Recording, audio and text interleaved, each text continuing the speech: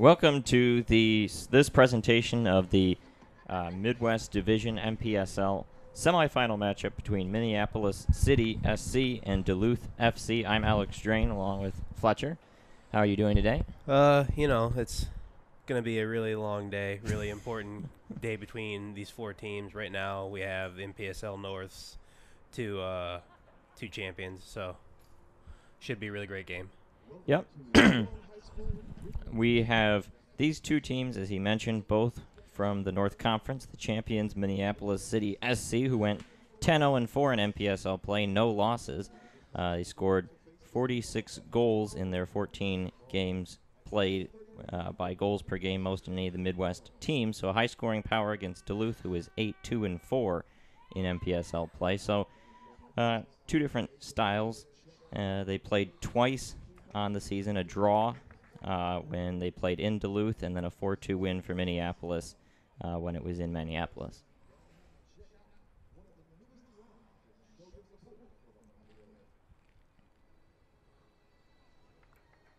You see the teams walking out onto the field here at Huron High School in Ann Arbor, Michigan. Ann Arbor selected to host. Of course, the second semifinal matchup will be between AFC Ann Arbor and Cleveland. So two matches back-to-back here today between the final four teams remaining in the Midwest Division. The winner, determined tomorrow, will head to the final four last teams remaining in the NPSL season.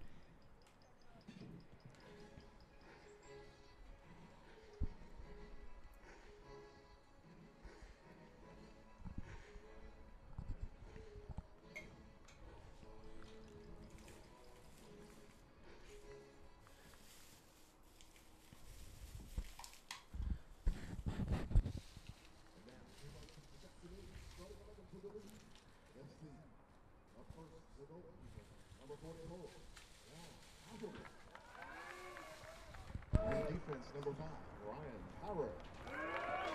On defense number 4, Ivan Nadika.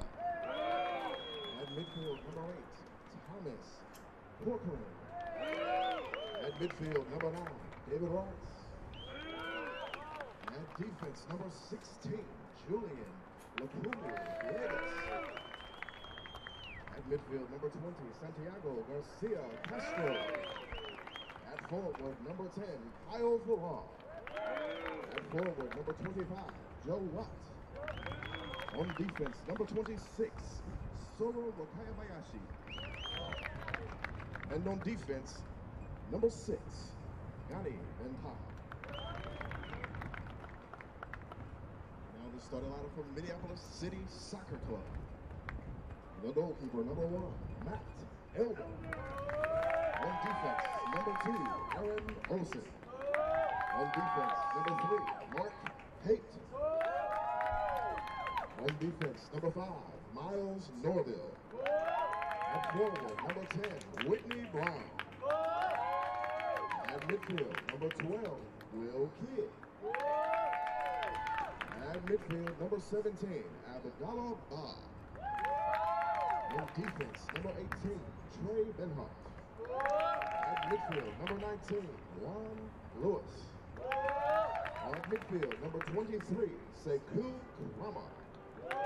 And at midfield, number 25, Charlie Adams. Ladies and gentlemen, at this time, we ask all those who are able to please stand.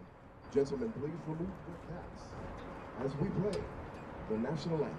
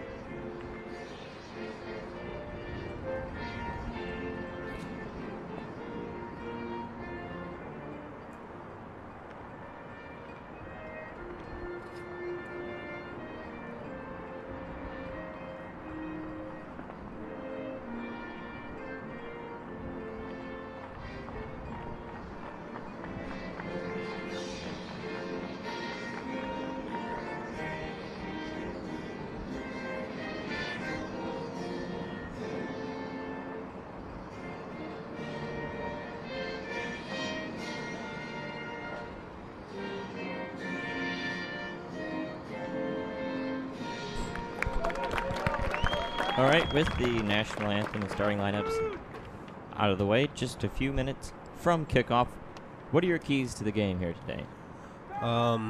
If I'm Duluth, I want to pay attention to Will Kidd for Minneapolis City. While he's not their leading goal scorer, he is their leading assist getter.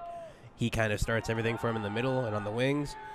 If I am Minneapolis City, I want to force Duluth to play the way they played last year, which is a lot more hoofing it down the field and letting their athletes get it. The reason why they're a bit better of a team this year than they were last year, although they did win the division last year, was because they took a few steps back, didn't hoof the ball up as much, worked in trying to build the ball from the back to the middle to the front, and they still have dangerous goal scorers like Kyle Farrar from last year. Even though he's missed most of the season, he should be well rested for a game like this. As you mentioned, both teams were in their first year in the NPSL last season. Duluth won the division last year, 8-2-4 record that season, first in the North Conference, but were upset by Detroit City 5-2 in the semifinals last year. Minneapolis was 8-5-1, didn't qualify for the playoffs, but they are here this year and perhaps the favorites, number one seed in this playoff bracket.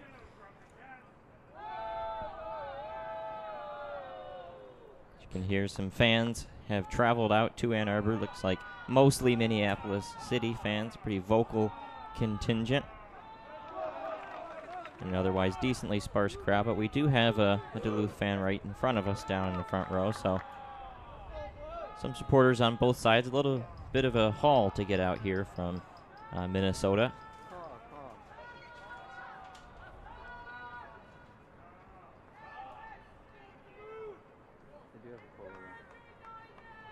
As the teams take the field, Duluth, known as the Blue Greens, aptly named with their kit here today.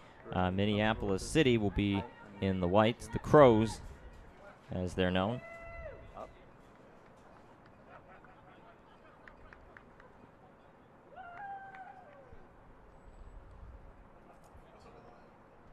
An interesting thing to watch in today's matchup is the wind. Quite windy down on the field. We'll see how that affects if players decide to take hits far out, how the wind blows the shot towards the net.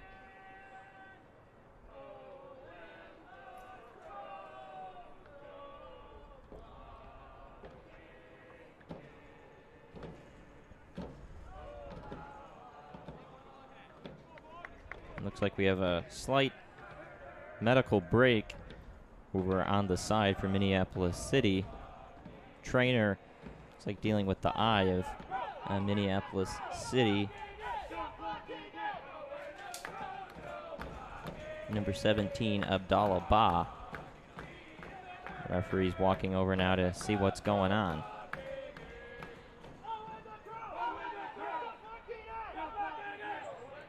Looks like a contact issue. Yeah.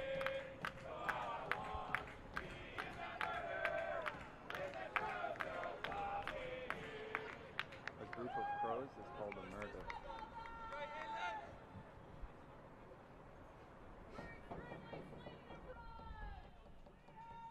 No.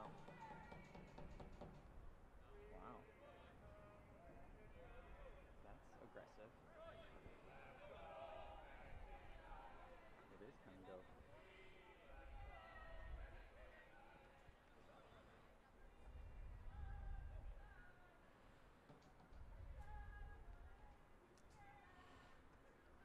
They're putting the ball down.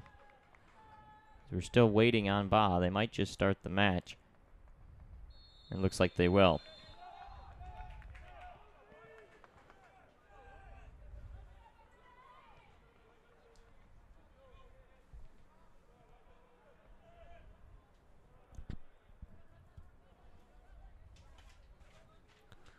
Not the way you want to start a match, but I mean, I guess you kind of have to start after a while. So Yeah, the match slated to start at 4. It's currently 4:09, so we're still a few minutes late anyway. So it's underway. Minneapolis City had the opening kick, setting things up methodically in their own end.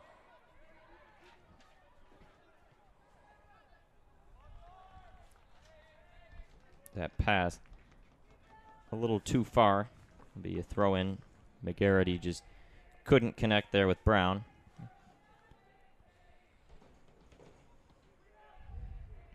As they continue to work on Ba over the sidelines, the trainers put on surgical gloves as they continue to work on him, and Duluth gets ready to throw it in and keep the match moving.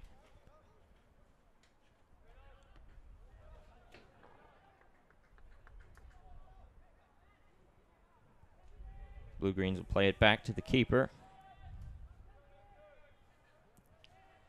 Jan Hoffelner in net tonight for Duluth.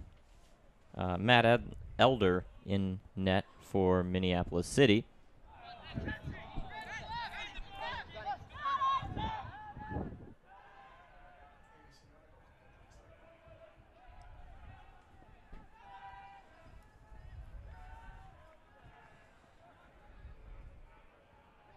Duluth passes over to the wing, get it up past the half line, and now one deflects off a Minneapolis City leg.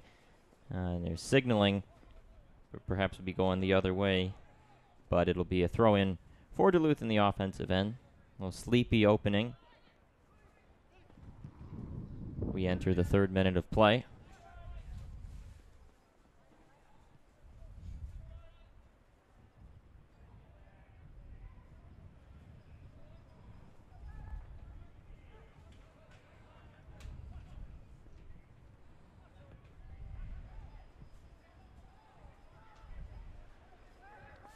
You see that back line for Duluth getting some early action. Wakabayashi, Trier, Bental passing between each other quite a bit early on. Now a takeaway for Duluth. Pass up, but coming out to play it well is Elder. But his clear goes out for a Duluth throw-in.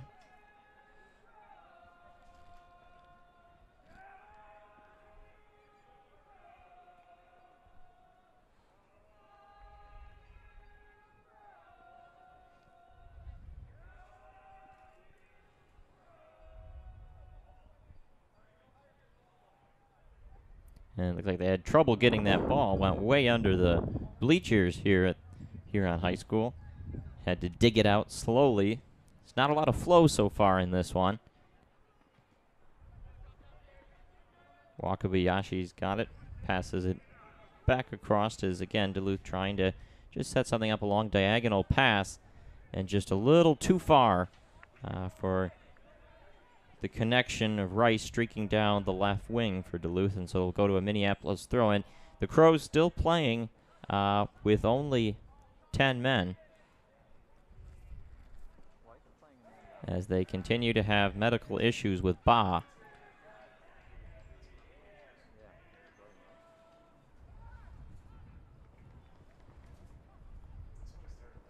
Scrum on the wing goes out for a throw-in. You can imagine Minneapolis won't be too aggressive until they can get their full squad back. Don't want to be out of position. Surrender an early goal. But certainly for a team that is as high scoring as Minneapolis is, it's used to being on the offensive. Especially when they're missing a dynamic midfielder like Ba. While he's not the main assist getter, he is someone who paces them going up and down to help get the ball to the wings for them to get it back into the box and score. So being down one player, depending on who it is, might not matter, but for them, this is a key player. It looks like maybe a contact rolled and bent into the back of his eye or something. Yeah. It is a tough loss, and so I think they'd be content just to hold serve and keep it scoreless until they can get back to full strength and then try to press and get a key player back. There's an opportunity now on the right wing for Duluth, as cross opportunity was blocked and deflected up and over the goal. So it'll be the first corner kick opportunity. Haight was there getting his leg on it. The cross opportunity went up and out of play. So they're going to try and set it up for the corner on the right side.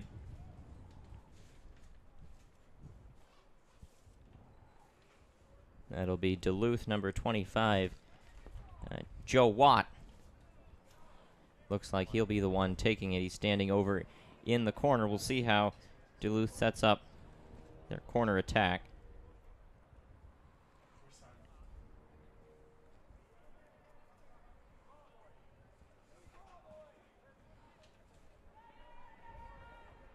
pair of players standing over there. Instead, does not look like Watt's going to take it. And the cross comes into the box and deflected away off the head of a Minneapolis defender.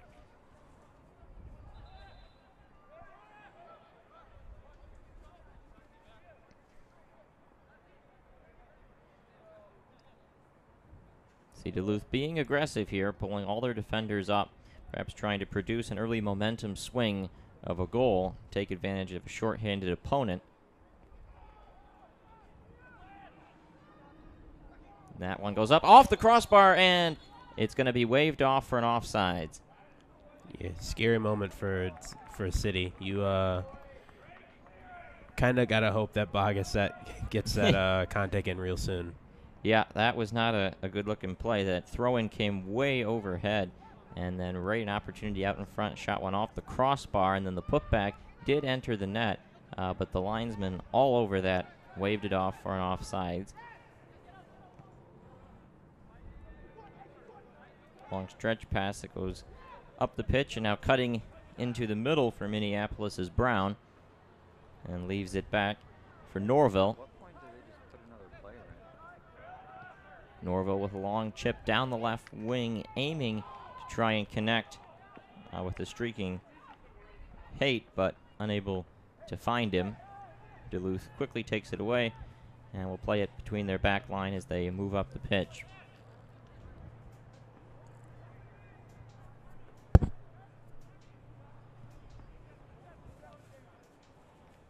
Long stretch pass intercepted up into the air, but it'll go out for a Duluth throw-in as they'll continue to try to push the pace.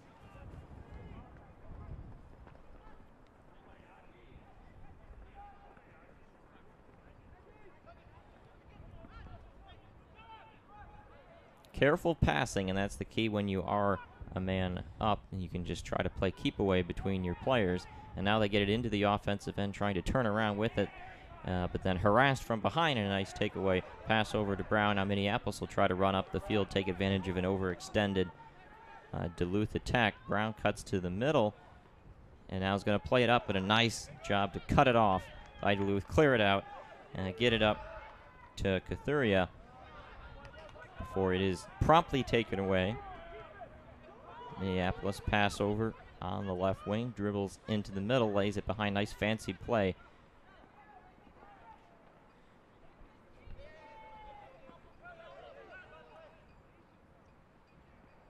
And that one will go just into the arms of the keeper, Hoffelner. Trying to force a corner was Minneapolis, but unable to do so, and now Duluth will bring it back up the other way, as we have now just crossed into the 10th minute, and so we've seen a bit of a chunk so far. What have you noticed? It does look like Duluth is kind of Minneapolis is kind of pulling back a bit because they are missing someone in the middle. Looks like they're probably able to get a sub in for him right now. Duluth is looking to press. They're looking to get a goal now before it gets even and the game gets a little bit more dicey in the middle.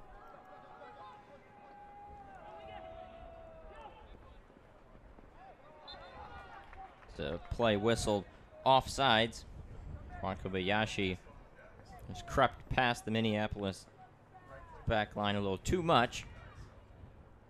As Duluth continues to move forward, and now there's continuing conversations over in the Minneapolis side, talking about what they're going to try to do and get themselves back to even strength, because it's gone on quite a while now. Contact issue that popped up right around the national anthem. Blue-Greens with a quick takeaway in the offensive end, but then intercepted, and the Crows come back. Nice job, though, by the defense of Duluth, holding the line and creating opportunities for the offense. They've had one corner so far, and then a great opportunity waved off on an offside, so they've definitely controlled the play thus far, looked more cohesive.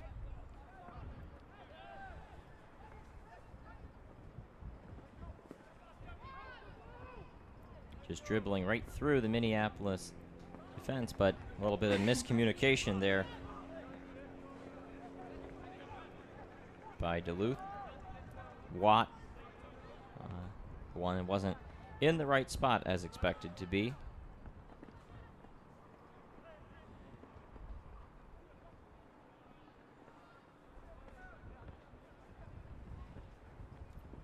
Now this was a match that we weren't sure was going to happen, with potential for a lot of storms today, but it hasn't rained all that much. Did in the morning, but now it's kind of cleared up. A lot of sun, nice atmosphere for this one as Duluth jumps on the attack. There's a cross into the box, headed away. Again, the wind continues to be a factor. Long cross goes out of play. Be a Minneapolis City throw-in deep in their own end.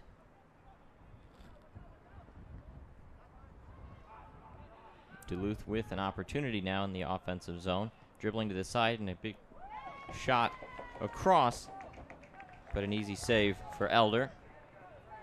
Yeah, Duluth didn't really trouble him with that. We got a golden opportunity to try to get up 1-0. You got to do better with that if you're going to get a ball in the box.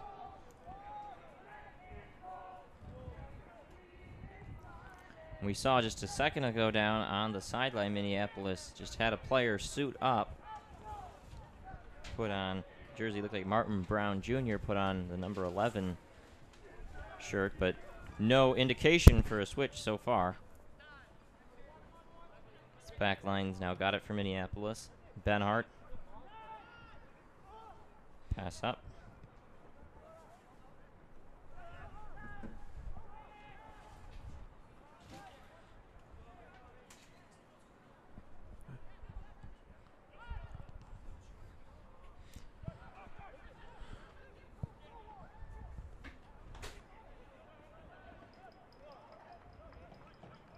As Duluth controls it now, you got a conversation between the referee, and looks like the sub will be about to happen next time we get an opportunity.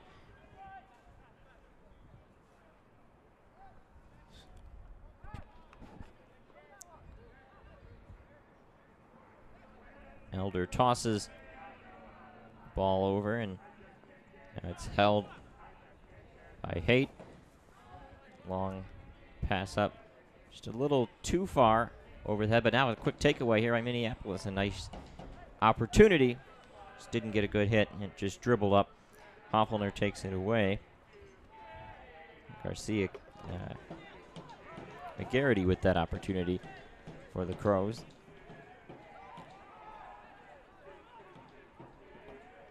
Held in the middle by Norville.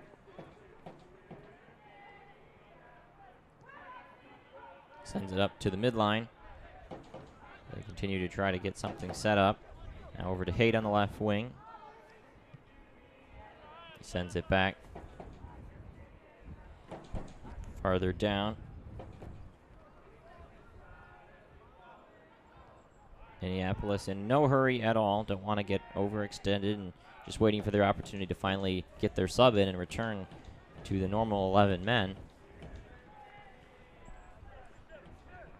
Using the space to just pass it between the defenders. Almost just a little game of keep away right now. Benhart, Haight, Norville, Olsen all passing it amongst each other. Now they do get it past the midline, but again, very cautious to just leave it back. It cycles around before you know it, right back to Norville. Now Olsen takes it.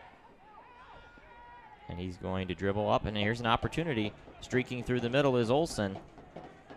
Going to try to make a play on it. Stops, hesitates, turns around, but he runs into kind of a gaggle of Duluth players. Passes it over, and a nice shot, high and rising. Good save there by Hoffelner. Had to leap up a little bit, but right on line, saw it well, and makes a save. But what a move by Whitney Brown to get himself in a position where he can put a ball in frame. It looked like he had a defender on him, and he still found a way to create an opening to at least get a shot, albeit a shot that was easily saved. Yeah, nice play there by Olsen to come down the middle, and then when he ran into trouble, it's kind of emergency pass over to Brown, and who did terrifically to get that shot off. The first really solid scoring opportunity for Minneapolis, and it took a lot of patience and passing to even create that.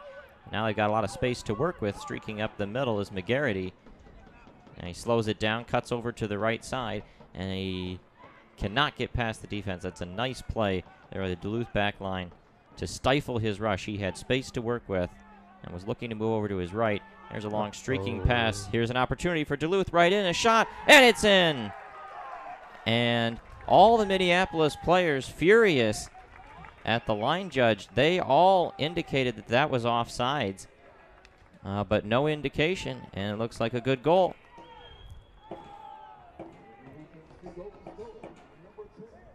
Yeah, I understand playing a high line and trying to get the ball to get, your player, to get a player offside.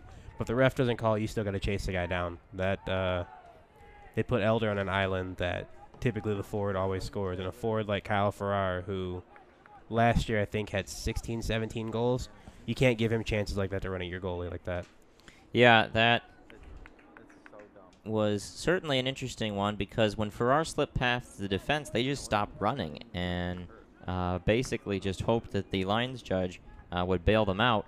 Started immediately pleading for the flag to go up, but you have to pursue the play, and then you can argue with the referees later. But regardless, it is 1-0 in favor of Duluth, and so they do, the Minneapolis, they do manage to sub Martin Brown Jr. onto the pitch, but too late. They find themselves in an early hole in the 18th minute, so almost a full 18 minutes of game action in which Minneapolis were playing with 10 men. It took Duluth a while to produce that big goal, but it is a huge momentum swing in favor of the Blue-Greens, and they'll be playing from a position of advantage for the next little bit. I will say, while it's unfortunate to not get your players on, to bring in a player of quality like Martin Brown, the Liberian international, who is kind of like, if Will Kidd's the motor, he's kind of the conductor.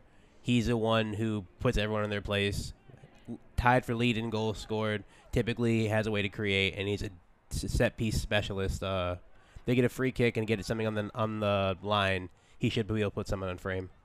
Well, and it is worth noting that of all the teams that could go down 1-0 or 1-0 in a semifinal matchup, Minneapolis might be the team that would be best suited to deal with that with their goal-scoring capabilities, and certainly a lot of match time left to be played, as we have a foul committed by Duluth. And we'll see how the approach changes for Minneapolis, who were very reserved and took a long time to even get one opportunity, and then shortly after doing so, they got exposed and gave up the opening goal. But now they'll be playing more in their comfort range.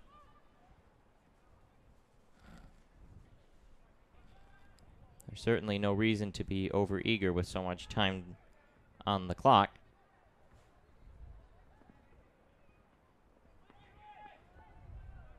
Streaking down the right wing side, Minneapolis trying to set something up.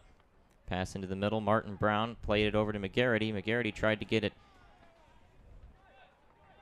on net, and it just rolled right out in front. An easy save for Hoffelner, who then passes it over to Wakabayashi. Finds Watt and then throws it up the wing. Wakabayashi on the run, but unable to get there. Benhart beat him, and a pass over to Elder as they cycle it around. Now bring it up with Haight.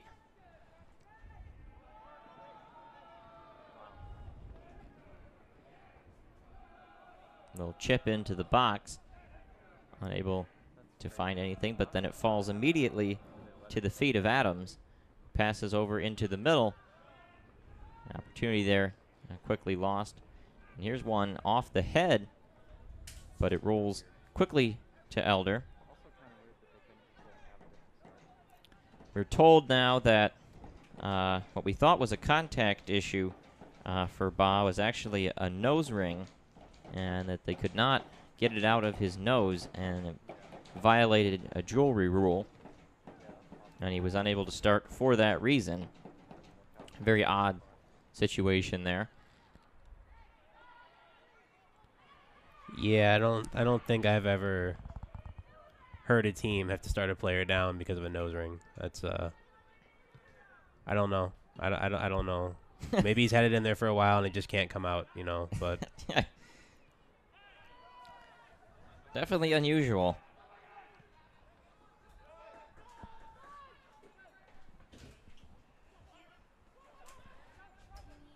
Here's Duluth, a little run up. Watts got it on the right wing. He's going to try to move with it. Cuts down to the right side. A nice little cross, but too far for a streaking attacker. It's going to go out for a corner.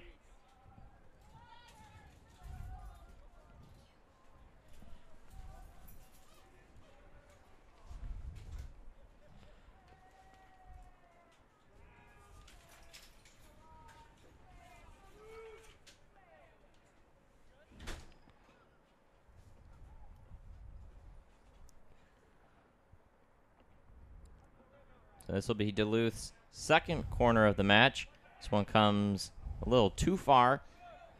A header opportunity quickly taken away. Bental was the one who headed into the box, and now Minneapolis will try to run with it a little too far. It quickly finds the Duluth back line. They'll cycle around. So 2 corners now from Duluth. Not a whole lot of action on those.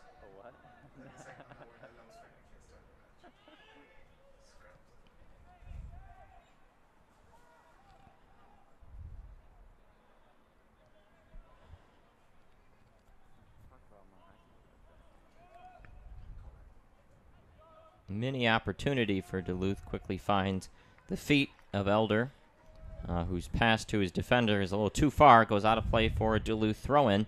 They produced a great opportunity early in the match off a throw-in. We'll see what they do here. They continue to be pretty aggressive, do the Blue-Greens, moving a lot of their players up, not guarding their 1-0 advantage, which probably is the right idea.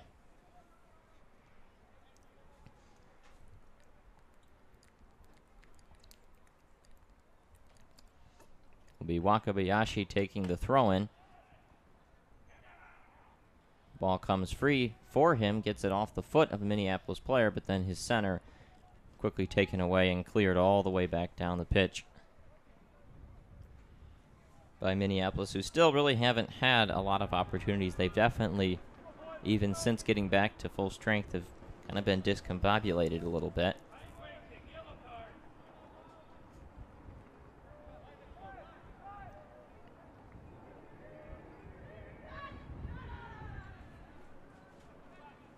As the sun is come out here at Huron High School in Ann Arbor, Michigan for the NPSL Midwest Division semifinal matchup between Duluth FC and Minneapolis City SC. Thank you for joining us. We're now in the 25th minute of action. Our score, Duluth 1, Minneapolis City 0.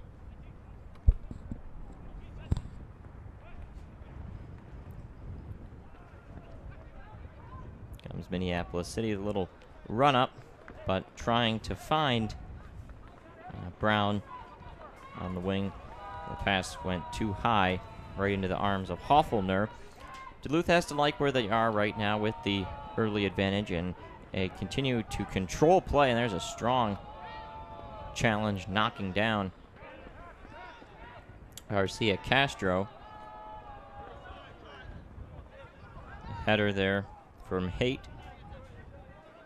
Minneapolis has got it in the middle, slowing it down, turning, reversing, and now a pass over. But nothing comes of that. We have 2 Browns on the field now for Minneapolis City. Whitney and Martin Brown Jr., number 10 and number 11, playing up on the attack. yeah, the brothers Brown hold the goal lead for Minneapolis this year, both with 6. They create well. Whitney more towards the top, Martin more in the middle, but if they both get going, they should be able to do something. Right now, Right now, it seems that they're just waiting for Duluth to make a mistake before they counter off of it. Yeah, definitely patient right now, and they were patient when they were down a man. It took them a long time to create that opportunity, and they got it, and I think just waiting for another one.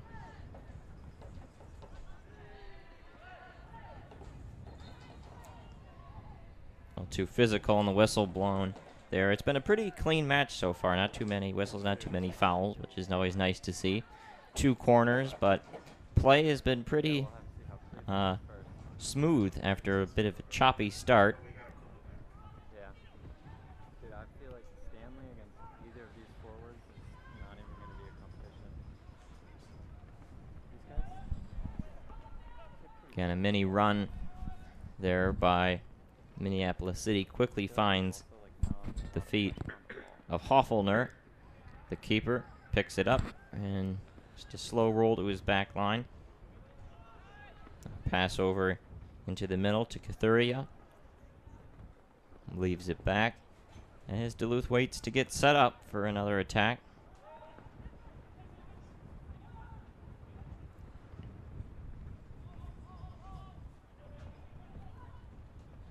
Olsen leaves it for Elder.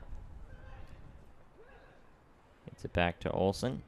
Now play into the middle for Martin Brown.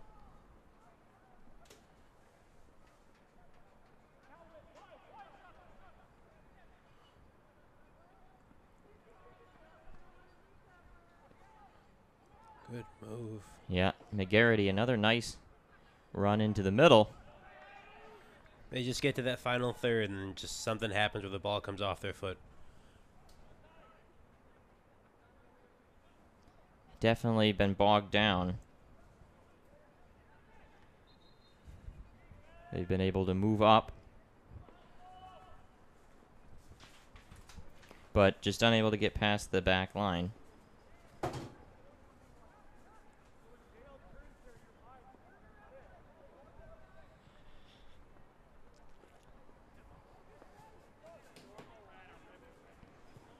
Now Duluth plays it way up,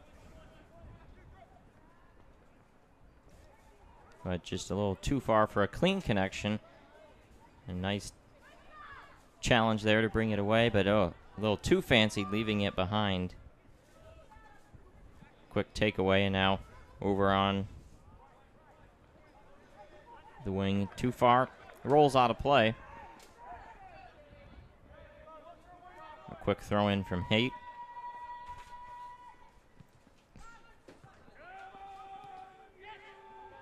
An easy takeaway there. Now an opportunity dribbling into the middle. Pass across, going to try to get set up, but unable to connect. Falls to the back line of Minneapolis. They've been pretty steady back there.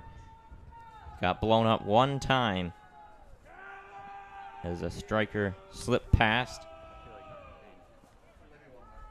think I'm as high as I can go. I mean, to take nothing from Duluth from the goal.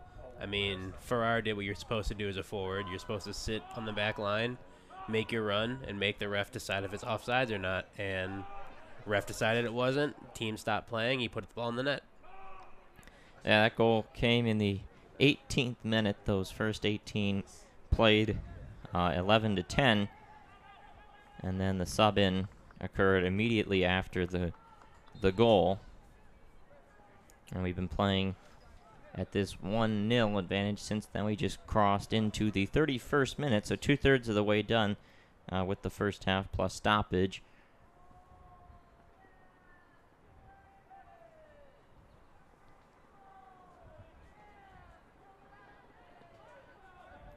There's a ball that will go out of play for a Duluth throw-in. A pair of players went up for it and banged into each other.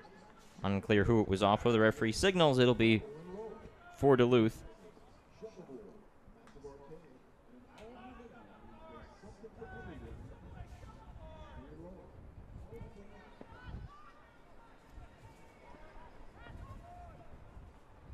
Here's a good takeaway from McGarity, and then immediately taken right back. Buddy forces a Minneapolis throw-in. So this will be perhaps an opportunity for the Crows to try and get something going.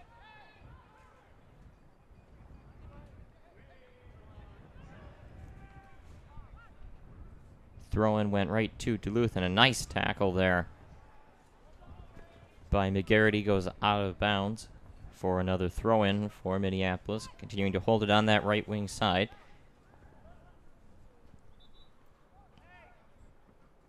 And it looks like we have a medical issue.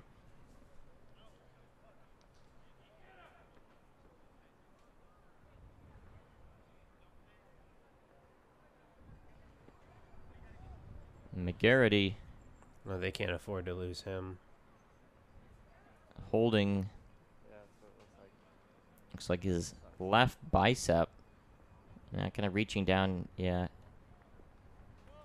Forearm, he's really wincing as the trainer comes out and escorts him off.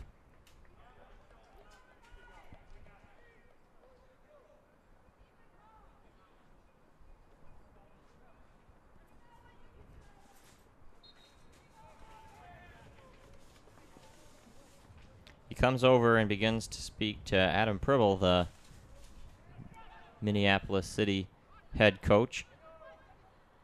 He's reaching his arms up in conversation with the trainer, so he'll come off for a split second. Of course, we would like to give a big shout out to our trainers provided by Probility Physical Therapy. They've already gotten quite a bit of work in this one. I can imagine they will continue to do great work throughout these semifinal matchups.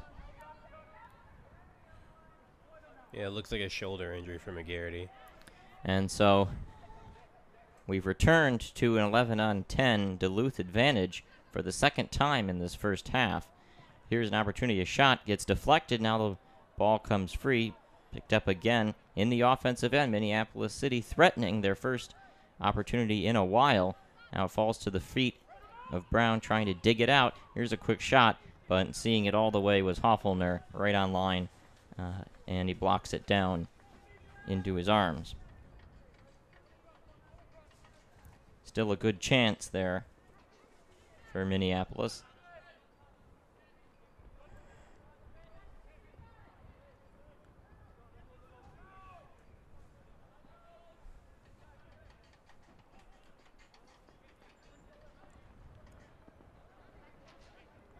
Duluth slows it down.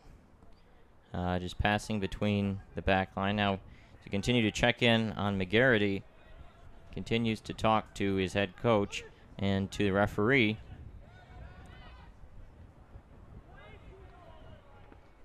Looks like he's feeling a bit better, but continues to flex the shoulders. Conversations about whether he can come back in or not.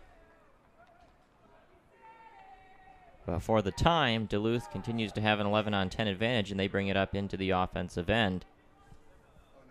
Ball goes out of play for a throw-in.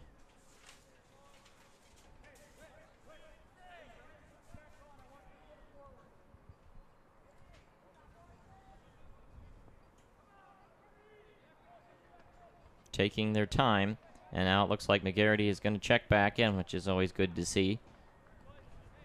He comes trotting back onto the pitch, so we restore to 11-on-11, getting ready for a Wakabayashi throw-in for Duluth. He runs up and hurls it into the box, up in the air, and looks like we got a whistle, so nothing comes of that.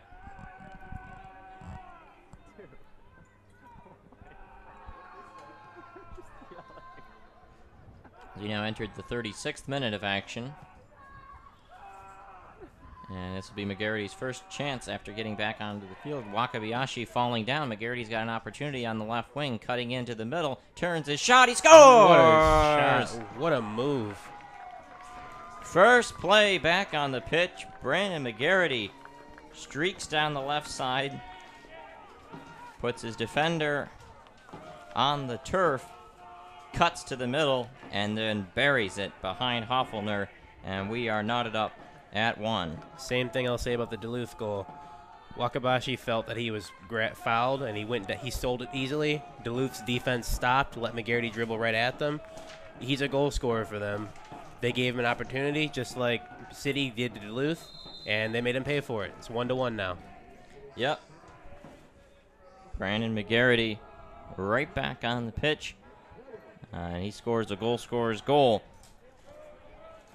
And evens this one up at 1 goal apiece.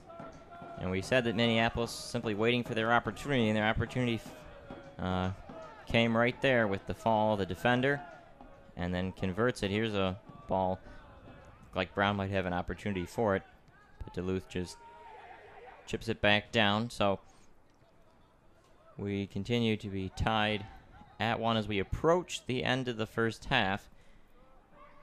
Now on the 37th, about to be the 38th minute.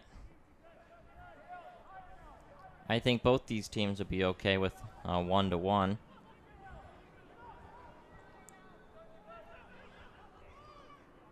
If that were the score entering halftime. But here's an opportunity potentially for Minneapolis. They slow it down, cutting over to the side. A shot, and that one goes just off the fingertips of Hofffelner. Great opportunity there for Brown. Good job to get it on net and force a corner. This will be Minneapolis City's first corner of the match. I know you see things on film and you see it against certain teams, but seeing Whitney Brown with my own eyes here take such small space and create it into something, that's going to be a problem for Duluth if they cannot stop him from getting shots where he wants to get shots from. He might start putting the ball in the net. So here's the corner from Brown. That one goes right on line. Hofffelner uses the gloves to chip it up into the air. It goes over onto the side. Nice job there to try and get it out, but then a bad turnover, and Minneapolis City right back on the attack.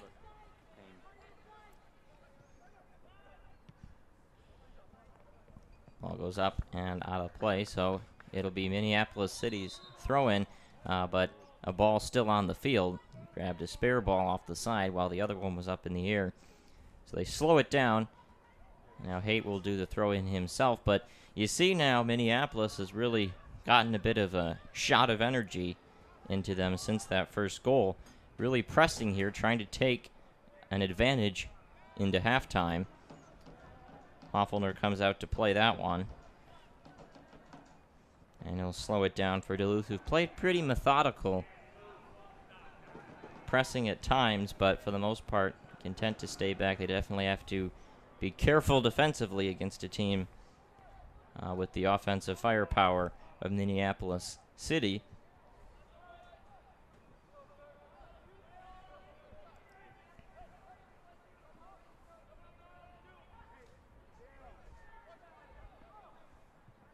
Slowing it down, and now a pass up looking for a run down the left wing, but just too far. Coming out to play it is Elder. He hasn't gotten a lot of work recently with the dynamic flipping now in Minneapolis City's favor. He's content to sit back and let his offense do the work.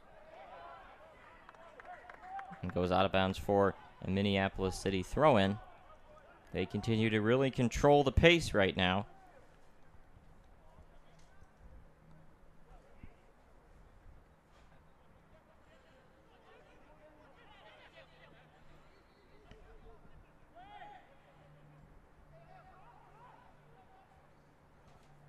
Olsen pass looking to try and connect, but a takeaway by the Blue-Greens. Another chip looking for an opportunity, slowing it down now in the offensive end. Let's see if Duluth can create a chance, but a nice job to block the pass.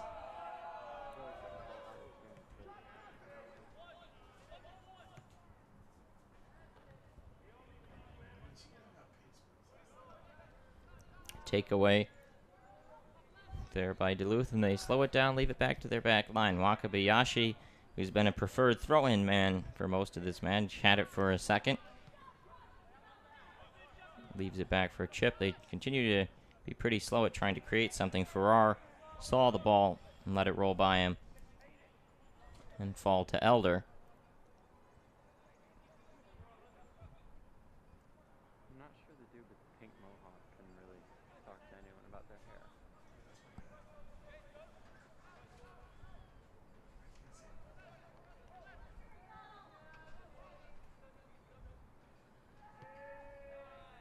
Minneapolis City slows it down, passing between the defenders.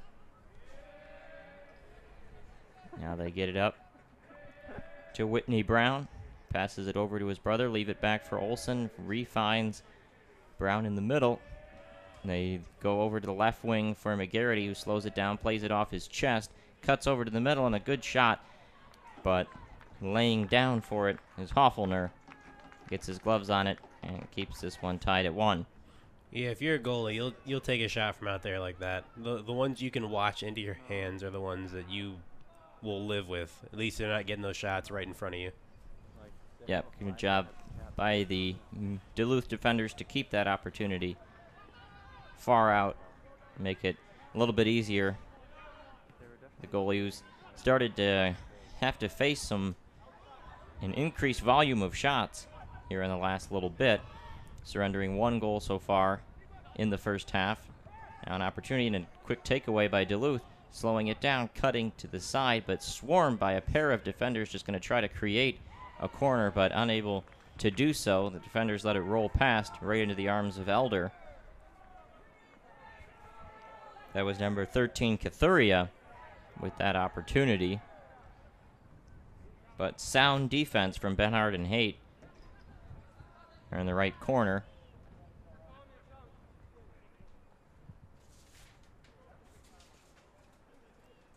McGarity forces a throw-in by Haight. Minneapolis gets it back up to McGarity, working on Wakabayashi, which that matchup produced the first goal, and falling to the ground quite enthusiastically was McGarity, but unable to produce the foul he was looking for.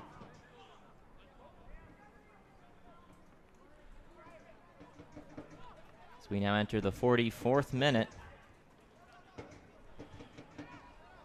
Score still tied at 1 between Duluth FC and Minneapolis City SC.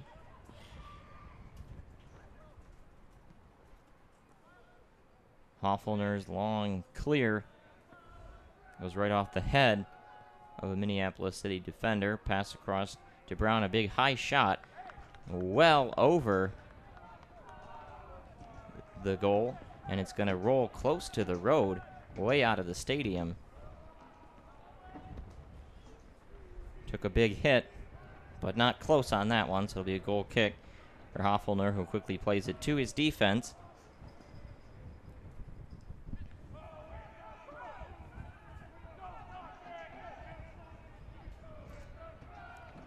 You can hear in the background a supporter section for Minneapolis City. They brought about 10 folks right by us. Duluth, just 1 fan with a flag, and some other spectators on the other side of the pitch, as it's filled in a bit since it started.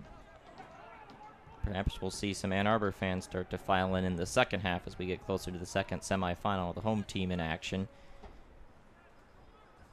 Haight's got it along the left wing, his cross into the box, unable to find the head of a streaking attacker. It goes out for a throw-in for Minneapolis City. Duluth not too happy about that. It didn't look like it was touched by a Duluth defender, but the lines judge says it is, so it'll give Minneapolis City an opportunity to continue on the attack in the offensive end, try to produce a goal that gets them the lead right before halftime.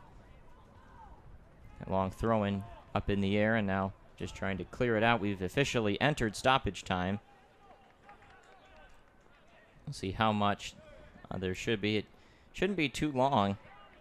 It's been a pretty clean first half, no cards. But here's McGarity with an opportunity. He's streaking into the box. A shot blocked aside by Hoffelner. Nice play there to get his hands on it, but it's still there for Whitney Brown.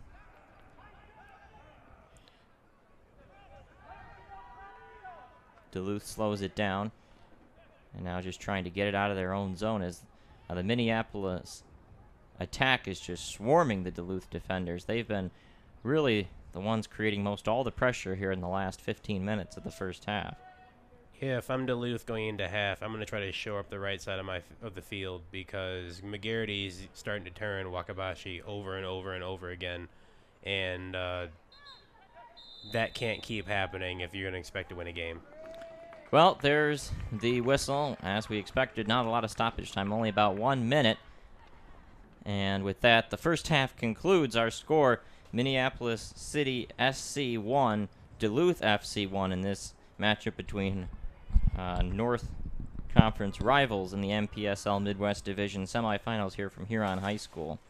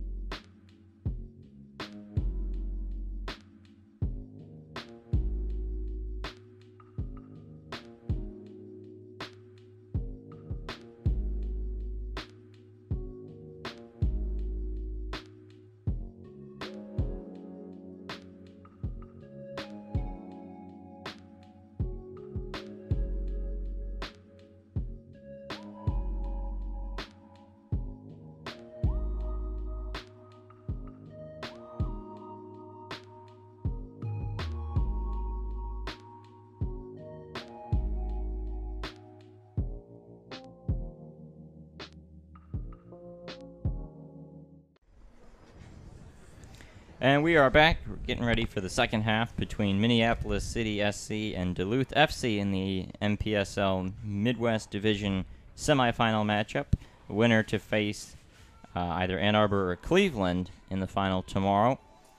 It is 1-1 as we get ready for the second half. We had a quick recap of the first half. An interesting situation with a nose ring forced Minneapolis City to be playing with only 10 men for the first 18 minutes. They almost got through it unscathed, but ended up surrendering a goal right when they were making the sub to get back to even strength. That made it 1-0 Duluth, and then just past the 30th minute, Brandon McGarity with a terrific goal for the Crows to even the game at 1. After that point, really the sort of dynamic switched, and all of a sudden it was Minneapolis City pressing and in control the remainder of the first half, but unable to take a lead. So we are evened up as we begin here in the second half. What are the adjustments that you think these teams need to make here for the second half? I think for Minneapolis City, I need to keep pressing the sides. McGarity has seemed to be creating down the right side or the left side. Now he's on the right side. But I would keep feeding the sides to let him attack whoever the wing back is. If I'm Duluth, I start trying to do some work in the middle to take the pressure off my sides, to make sure that we can move the ball up and move the ball up through the mid as opposed to just hoofing it down the field and hoping for something good to happen. Well, McGarity definitely, you could see the confidence in him. I mean, he was making things happen before he scored, but once he scored, he really just started attacking Wakabayashi just relentlessly. That was how he got his first goal and knew he could exploit him again. That was definitely a cause for concern. And Hofflner ended up getting peppered quite a bit towards the end of the first half. A lot of firepower on the Minneapolis City side, especially having subbed in both of the brothers Brown. Got a whistle. As we mentioned in the first half, pretty clean match. No cards, only a few corners, not too many stoppages. We only had about a minute of stoppage time at the end. We'll see if it gets any more physical, but it's been pretty smooth. Nothing really breaking anything up. There was a small injury timeout to McGarity in the middle, but otherwise it's been played the way you want to see it played.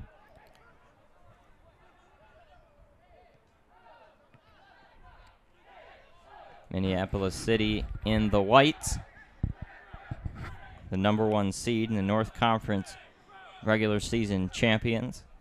Duluth, as they're called, the Blue-Greens, wearing the blue-green kit. They defeated Grand Rapids last week on penalties in the quarterfinal matchup to get to this point. They were the conference champions last season, took the number 2 slot behind Minneapolis this year. As we mentioned at the top of the broadcast, the teams did play twice, being North Conference rivals. A 1-1 draw and a 4-2 Minneapolis City victory when they were the home squad. This one being played on neutral turf here in Ann Arbor, Michigan, Huron High School. A long pass played by Duluth off the head, and then it looked like the hand really aggravated the Minneapolis City bench, who jumped up and started screaming for a handball, and now it's a conversation. And it does look like they got the whistle. And as uneven as Grand Rapids is, beating them with Duluth for their first NPSL North playoff win ever, that's a milestone to have. So obviously them being here, they're ready for whatever. They're a battle-tested team, and hopefully it's a great result, even if it is against a division rival. So it'll be Brown taking this set piece, and a shot comes in. Easy save for Hofflner, saw it all the way. Reached the hands up and corralled it. He has been in many ways Duluth's best defender against the Minneapolis City attack. Had a couple big save with the gloves towards the end of the first half. Well, one could suppose that's why he was voted the conference first-team goalkeeper. The league released the list yesterday, and both these teams feature one player. Duluth with their keeper. Minneapolis City has two with Max Steinwark, who went back to school, and William Kidd, who's currently playing today. As we mentioned at halftime in conversation, that Minneapolis City is missing some key players for a variety of reasons, including the nose ring situation. And obviously they ended up playing about 20 minutes of the match in the first half without a full-strength lineup. There's a good run down the wing. It goes out for a corner, so this will be Minneapolis City's second corner. Duluth had 2-1 for the Crows in the first half.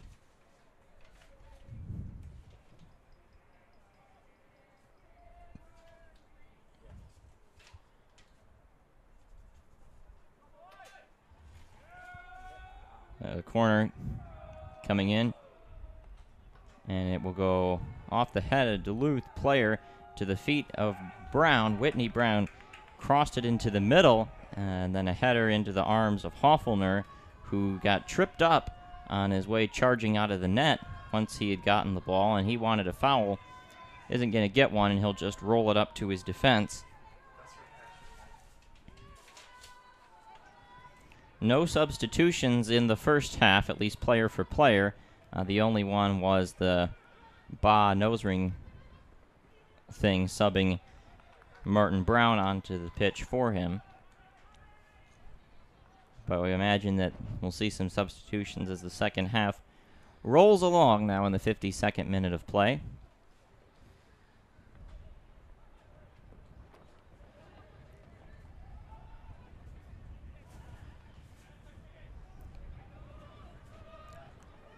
Here's a run for Duluth, trying to slow it down along the wing and then play it back to the middle.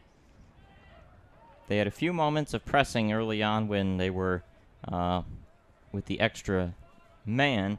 Since then, a little bit slower. Running down the wing is Wakabayashi, had it taken away. Pressing up a bit. Minneapolis City will slow it down.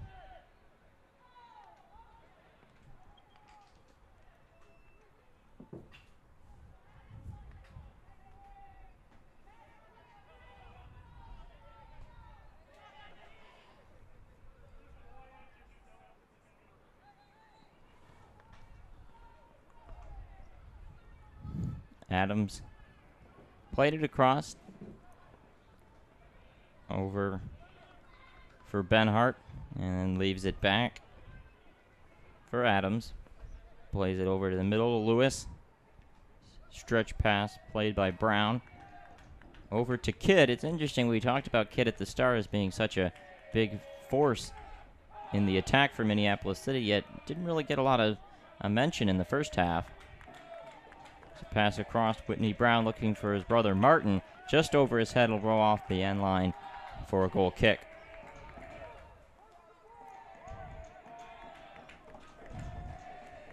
The upside of a situation like that, even if they don't get the ball to someone, is if you can make that many passes in someone's box, eventually that's going to be there, and eventually you're going to get it on time. Duluth should be a little worried that their defense is letting 3-4 passes happen at the edge of the box, right in front of the box. That's going to be a nightmare for the goalie. Yeah, they definitely have started to crack a bit defensively, putting a lot of pressure on Hoffelner to carry a lot of weight defensively.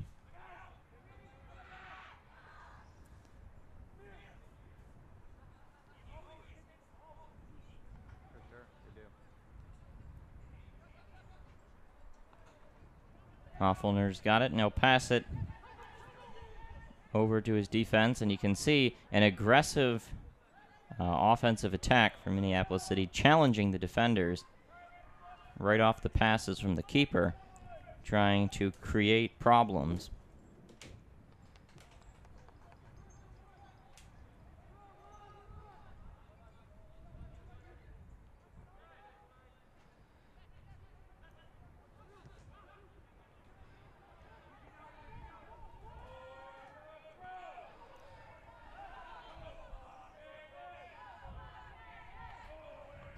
You can hear the chants in the background from the supporter section for Minneapolis City. They brought their flags and their chants with them on the road to Michigan from Minnesota. And one lonesome Duluth fan with the flag here on this side of the pitch. On the other side, fans continue to file in.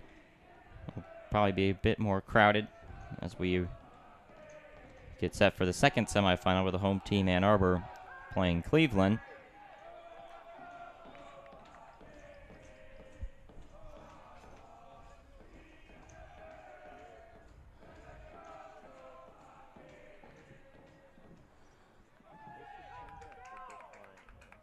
Be a throw-in now for Minneapolis City right around the midline.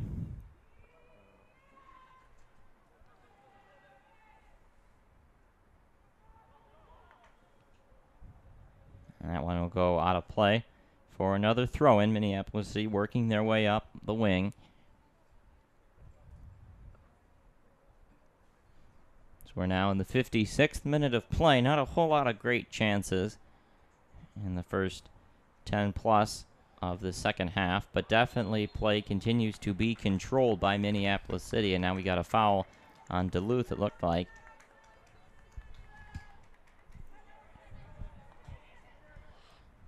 Just a little shove to remind him that he's there.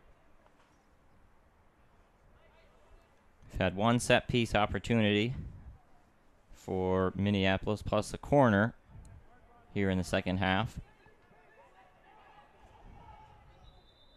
And we got a whistle. It's like things were a little overeager there.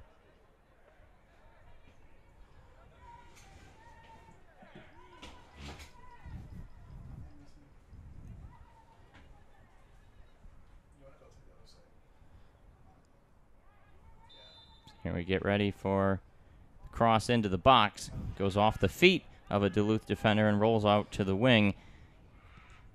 So nothing much comes of that chance, and it's cleared all the way back down. On the pursuit is Farrar, the goal scorer in this matchup for the Blue Greens.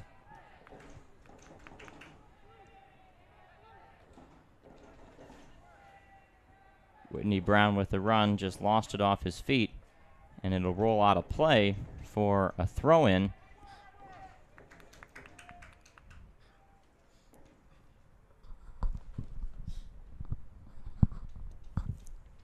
Not sure Wakabayashi was on the same page as the referee on that one, because it looked like he had an opportunity to keep it in play for Duluth and let it roll, giving a throw-in to his opponent. And here comes Minneapolis City. Shot goes wide and off the side of the netting. There'll be a goal kick, so still no real grade A chances for Minneapolis City, but they are getting all the chances for the most part here in the second half, really dictating play at their will.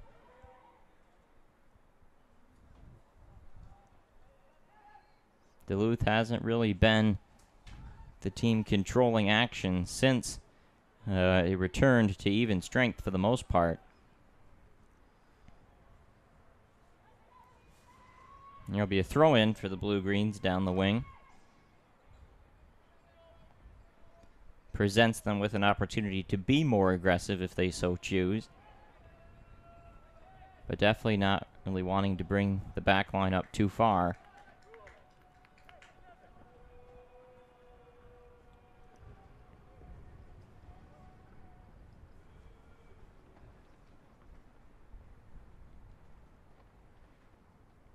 Long throw-in from Wakabayashi. It's up in the air, and then a little chip off the foot, and opportunity falls to the side of the net. And Battle is going to produce a corner. So this will be the third corner of the match for Duluth, and an opportunity to create an offensive chance that they just haven't had many of here in the second half.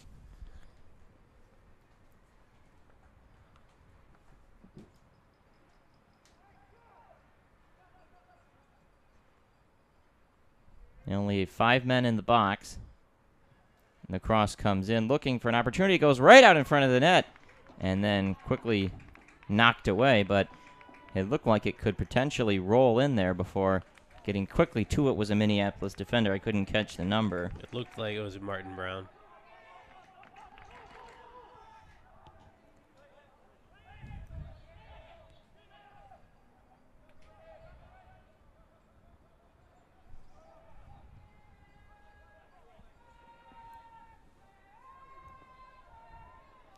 Well, early in the day here in Ann Arbor, it was rainy and cloudy. And then as this match got started, the clouds moved over and it was quite warm, almost hot down on the pitch. But now the cloud cover has returned, and it's cooled the temperature off as the wind continues to blow quite vigorously. This ball goes out of bounds for Minneapolis throw-in. Gets right to the feet of McGarity, and then a quick chip up, headed by Duluth. And a second head by the Blue Greens goes out of bounds for a throw-in. Cathuria knocked it out and gives the Crows an opportunity to throw it in.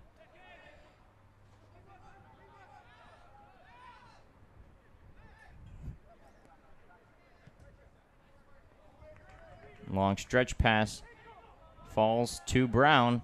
Whitney Brown slows it down, gonna play it to the middle, looking for brother Martin, just unable to find him.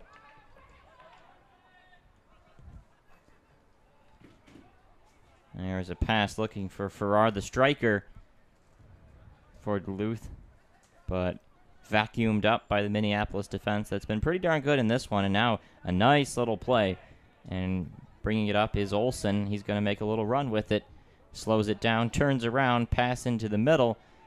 Minneapolis City patient, waiting for an opportunity. There's a shot, arcing just wide. Hooked it left. Close chance. Hoffelner read it well and did the full dive. Just didn't thread it in. McGarity's trying to go for two. That was a really great take. Honestly, it looked like the keeper probably would have saved it anyways, but that was still a way to make him move around. You don't know what happens until you put the ball towards the net.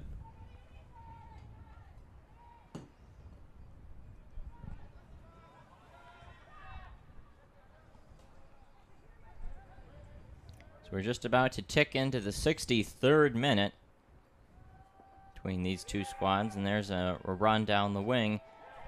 That one went up and off, I think, either the hand or the head of Wakabayashi, and immediately the Minneapolis section, both the bench and the supporters, started yelling for a handball, and the coach, Adam Pribble, is just furious, talking to the referee. They're not giving him the handball. And instead, it's just going to be a corner. Ref must have deemed it head. And here's the corner coming into the box. McGarity gets a foot on it. But whistle blown ends that. And we got a substitution about to happen for Minneapolis City. Not sure when they're going to let him in. Now he goes. It'll be coming into the match. Number 9, Justin Oliver. When they let him in. It looked like they were going to let him come on. Now the switch is going to happen.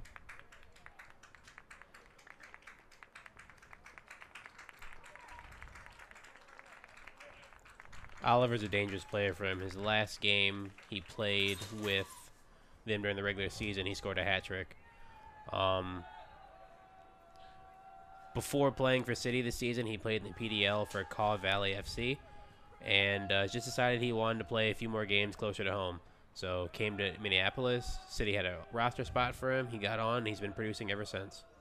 Oliver is switching in for Whitney Brown. He's gotten quite a bit of action here in this one, so figure to see Oliver on the attack where Brown was.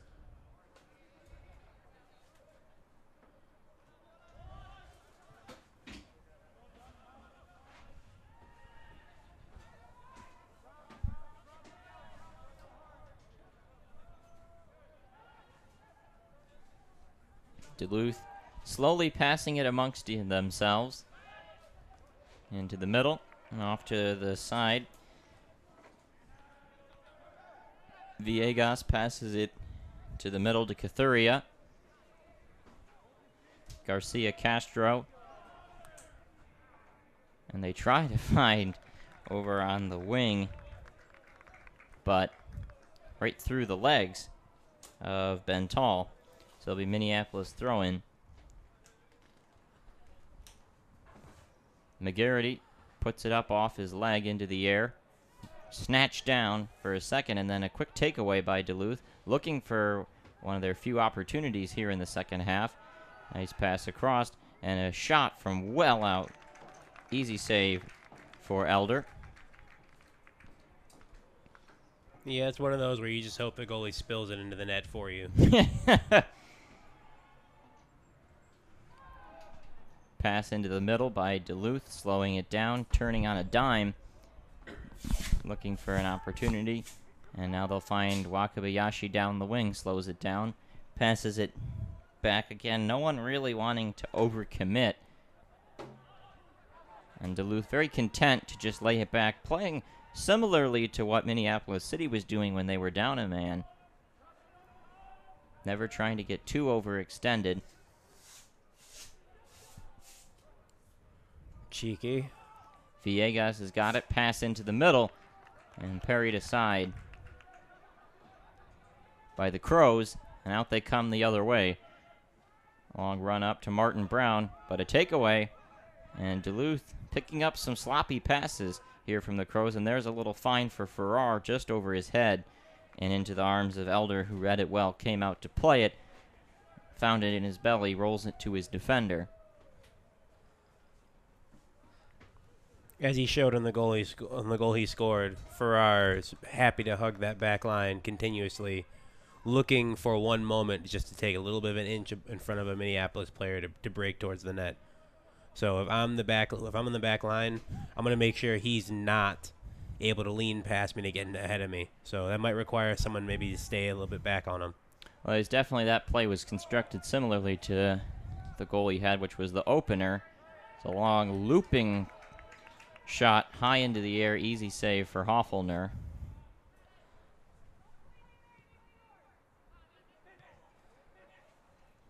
Villegas. Pass up. It's blocked aside and out of play by Minneapolis, so it'll be Duluth throw-in, showing you a bit more signs of life and perhaps a sense of urgency, trying to get their lead back. And now weaving between some men, a run right up on net on Elder, and a shot deflected to the side, rolling around, and now it'll go out of play for a throw-in, but a dicey opportunity there. Yeah, no, I mean, that's what happens if you start pressing teams to get back there. You can create opportunities. It looked like for a while Duluth was trying to maybe be content with the tie, and then they broke out of it last minute to kind of start darting towards City's back line. Well, and that play is all credit to Rice. He saw some openings and just came flying through, darting right up in front. Elder comes out to play it and blocks it aside, but leaves the whole net exposed. Fortunate that there wasn't a player there for the putback. Wakabayashi, his long throw-in right in, and here's an opportunity right out in front, a chance. Elder comes out, and he makes the save. Terrific job there by the City keeper. As we've seen that repeatedly, they really trust Wakabayashi to rocket those throw-ins.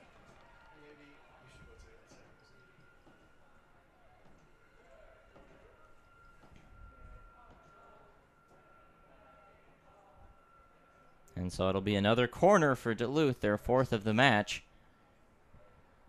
And it comes into the box, falling to the ground. It looked like a potential foul, but nothing called. And Minneapolis City plays it out. McGarity knocks it up into the air, and he's out of bounds. So it'll be another Duluth throw, and they're really starting to flip the pace. We had about a solid 30 minutes or so of Minneapolis City dictating play, and now it's switched around the other way. And Duluth, the ones in command. We've got a couple more substitutions ready to come in.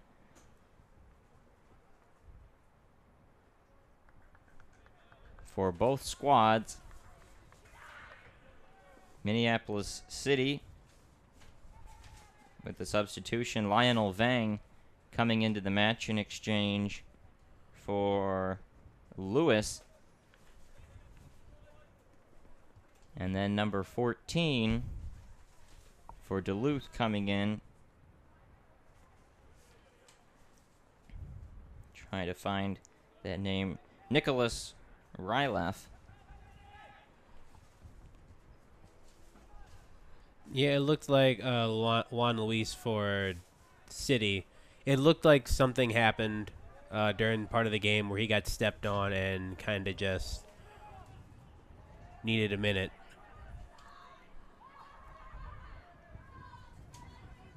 Now here's an opportunity for Minneapolis City, and there's a little chance trying to center over. Hoffelner gets down for the save, so these sides now trading opportunities, flipping end to end as we've just crossed 70 minutes played into the 71st.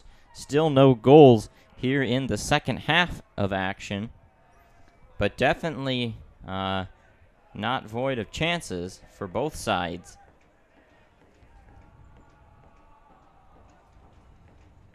Cloud cover continuing to make it pretty cool down on the pitch as more fans filing in for the nightcap of this semifinal doubleheader in Huron High School. Some passing between each other are the Duluth players on the wing, slowing it down, finding Wakabayashi. Garcia Castro with an opportunity and had it quickly taken away. And now here's a run, 2-on-3. Minneapolis City trying to test the back line. They're going to get a third attacker streaking down the middle. See if they can't find him. Cut to the center, and a great challenge there. And Duluth quickly stops the Minneapolis City run. That's textbook defending.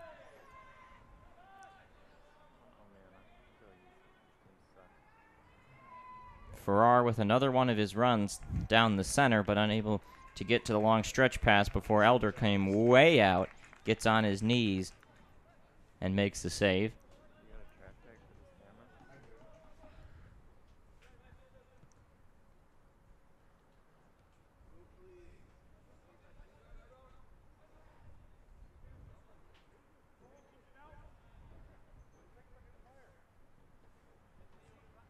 Now passing between the back line.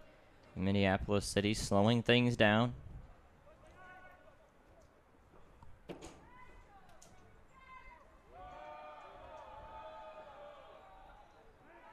Looks like we'll have another substitution for Duluth at some point. Just walking over to the midline.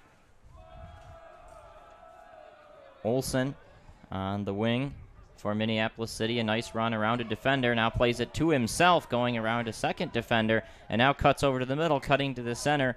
A centering pass finds Martin Brown looking for an outlet, but just unable to connect. Not a smart pass. And it was taken away by Duluth, who now tried to get it out of their own end. But that was a grade A opportunity created there by the nice run of Olsen. And put Brown in a nice position, but he was unable to finish the deal.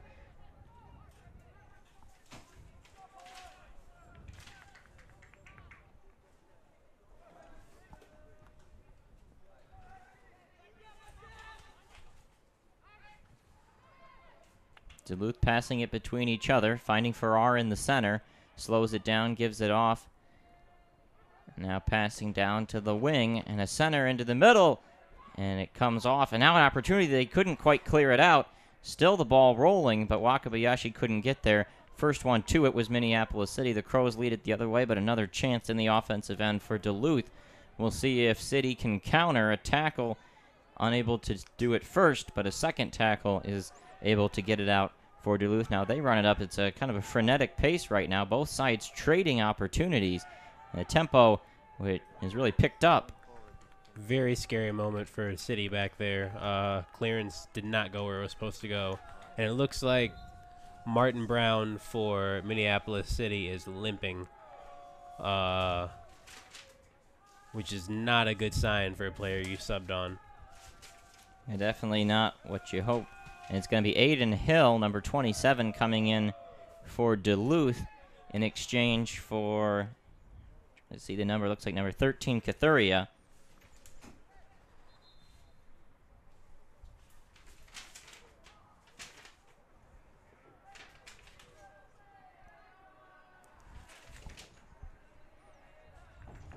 So these squads making substitutions tactically, try to keep their attack and back line with some fresh legs.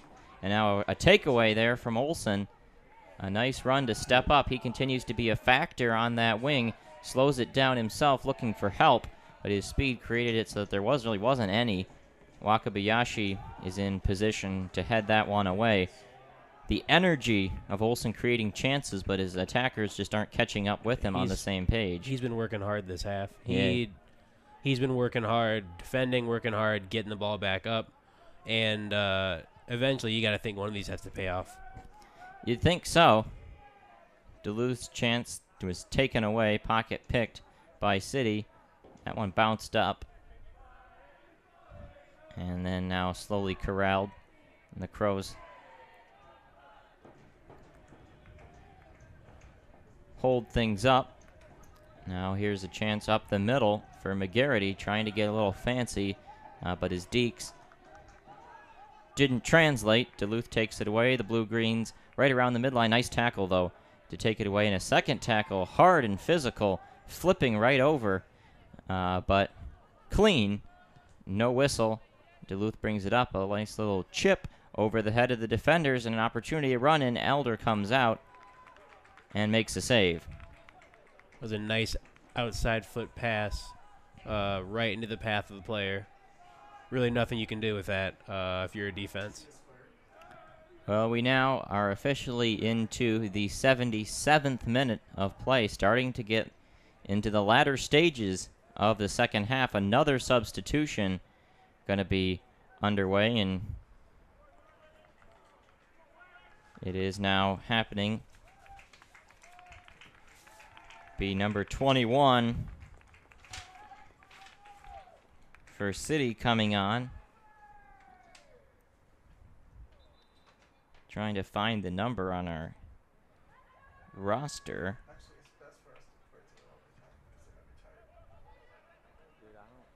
Martin Brown Jr. coming off, as you mentioned, hobbled a bit. Another long stretch pass. Oh, taken away. The ball is free right up into the middle. It rolls, and it's cleared over top. Held into the side in the corner. A long flip down the pitch. Dangerous opportunity there as it rolls out of play and a throw-in, but coming way out was Elder, but he didn't quite corral it, and the ball was up in the air. It fell right in front of the net. A nice job to clear it out by City. A mobile keeper.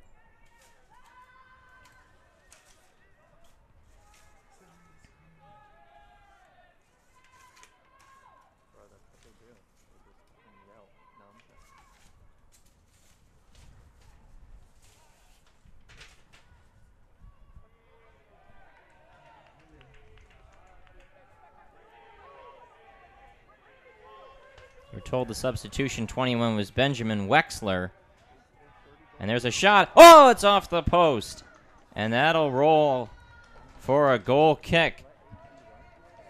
Awfulner stretching out. Evades his paws, but also couldn't quite get fit into the back of the net. Again, this, after really an equilibrium where there weren't a lot of chances on either side, being cautious, then periods where different ends were dictating it. Now we're just kind of in a helter-skelter pace where there's just chance after chance on both ends. Yeah, Oliver got the defense right where he wanted it. He got the ball right where he wanted it. And honestly, if he'd just taken a little bit off it, that thing's tucking into the corner, and it's 2-1 City. But, you know, that's what this game is. It's a game of inches. You see a bit of a sense of urgency now into the 79th minute. These teams don't want to have to play into extra time, knowing that they'll have to play for the title of the division tomorrow and a bid into the Final Four, last four teams remaining in the NPSL. A lot on the line. Don't want to overextend, get too tired. And if you can go for the kill right now, you happily do it. Takeaway by the Blue-Greens, and they just chip it out to Farrar. As you see, the striker, Farrar, pulled way back. And now some pushing and shoving between Farrar and the City defenders who keep kind of getting in his way. And the whistle continues to be blown. The supporters for the Crows right beside us, not too happy about what transpired there. I mean, what can you do? Like, if you're trying to take a free kick and someone's in the way and you really want to take the free kick quickly, I mean, I'm not saying anyone's wrong, but just, I mean, I get both arguments. Here's an opportunity, and a shot goes up and over top through the goalposts. Of course, it's a football stadium. Over the net and through the goalposts. The ball boy gets the keeper Elder a new ball. So I'm going to try to continue to get the pace. We've now officially entered the 81st minute of play. Time keeps ticking away in this one. And again, you don't think there'll probably be too much stoppage time. So we're kind of looking at the closing last 10 minutes of action between these two teams. And if nobody can score, we'll be headed for extra time.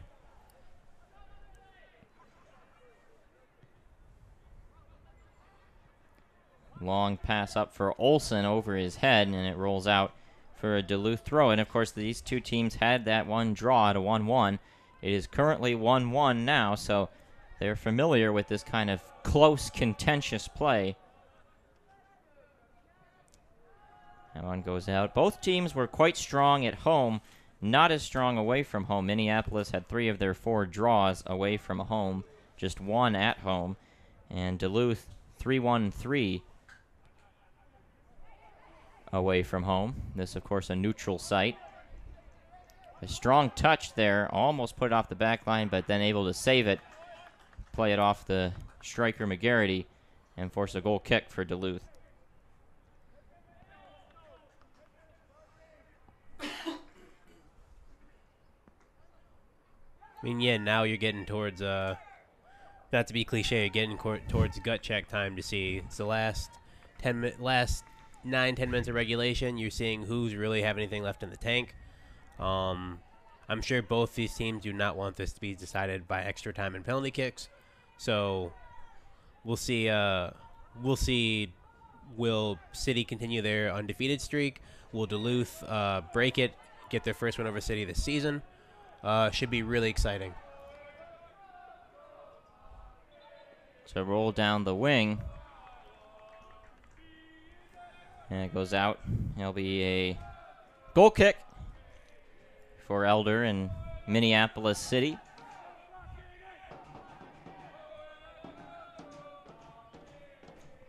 Supporter section for Minneapolis City do their Crows Go Marching In chant. Entertaining.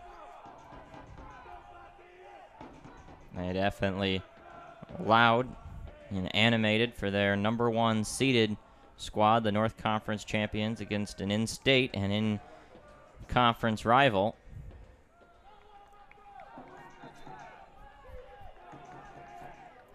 That ball goes out of play. Duluth thought it was their throw-in. Get instructed by the referee that it is in fact not. Instead, it was a whistle for a free kick coming. It looked like they called a high boot. Pass into the center. Farrar getting handsy, and he'll be whistled for that. And again, as a striker that's been so content to kind of sit up on the back line, pulled all the way back. Duluth really being defensive right now, trying to protect themselves and the 1-1 score. Bental takes it away, and Duluth clears it all the way back up and go out for a throw-in. Time continues to tick in the 84th minute.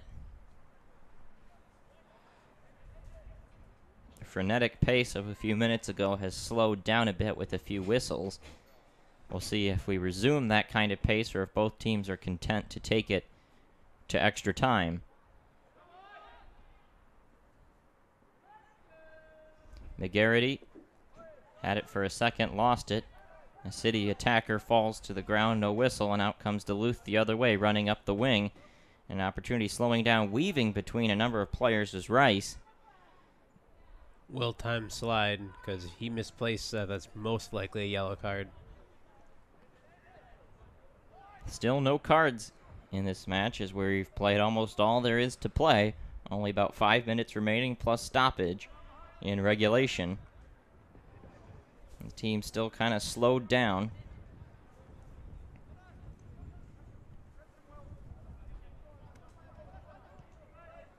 There's a little chip running down the side. Getting to it is Duluth and booting it out.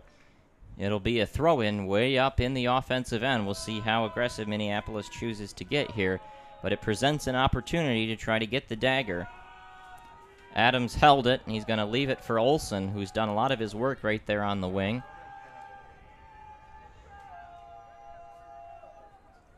He beckons Oliver towards him, placing Oliver in the corner, but he looks to this middle.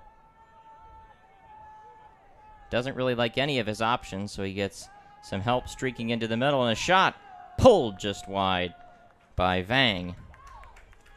Yanked it to the right, and Hofflner watched it go out of play. We've got another substitution coming for Duluth. It'll be number 19, Liam Moore, coming in. Yeah, Vang was definitely going for glory there. Can't fault the shot, especially, you want to be the hero in that moment, but maybe could have found someone who probably was in a better position. It's Joe Watt coming out in exchange for Liam Moore.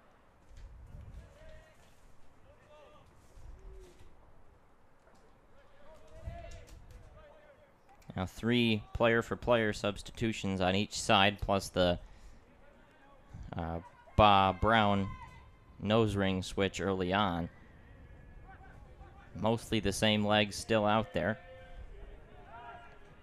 87th minute of action, 1-1 in this NPSL Midwest Division semifinal from Huron High School in Ann Arbor, Michigan. We want to thank you for joining us, the presentation of this broadcast. Between two teams looking to advance farther into the NPSL playoffs. If they win today and tomorrow, they head into the Final Four. Teams remaining in the NPSL looking for the national championship. Crows have the ball. Just holding it. And it does indeed, as we talked about, perhaps hobbled was Martin Brown. It looks like he has emerged from the trainers with some work done on his ankle. He's now sitting on the bench, having been subbed out a bit ago. A chance down on the back line. Cleared away and out of play for a throw-in for Minneapolis City, trying to create the winning chance, the 88th minute of play in regulation, and now Duluth just bops it up into the air, trying to clear it away.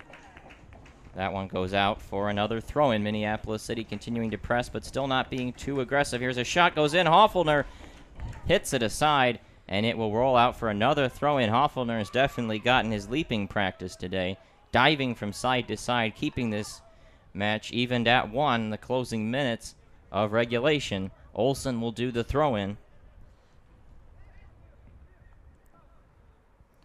Olsen holds it above his head. He runs up, and he'll just kaboom it into the box. Hofflner hits it well out, but unable to get the full clear they were looking for. The Crows still up, trying to create an opportunity, and now they do finally get it away in the run-up along the wing, slowing it down, cutting over to the middle, looking to find Rice, just unable to do so, and now City with a chance. Slowed down, 2 players hit the deck, and a whistle, foul on Minneapolis City. Free kick taken quickly by the Blue-Greens over into the middle, slowing down, dribbling just across the midline, pass on up the right wing side. 89th minute, approaching the 90th minute of play.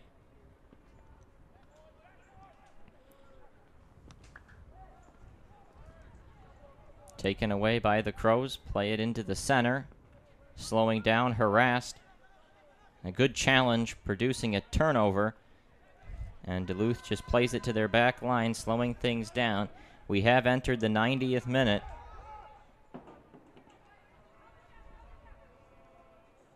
That one Tap to the side, slowed down, waiting for it.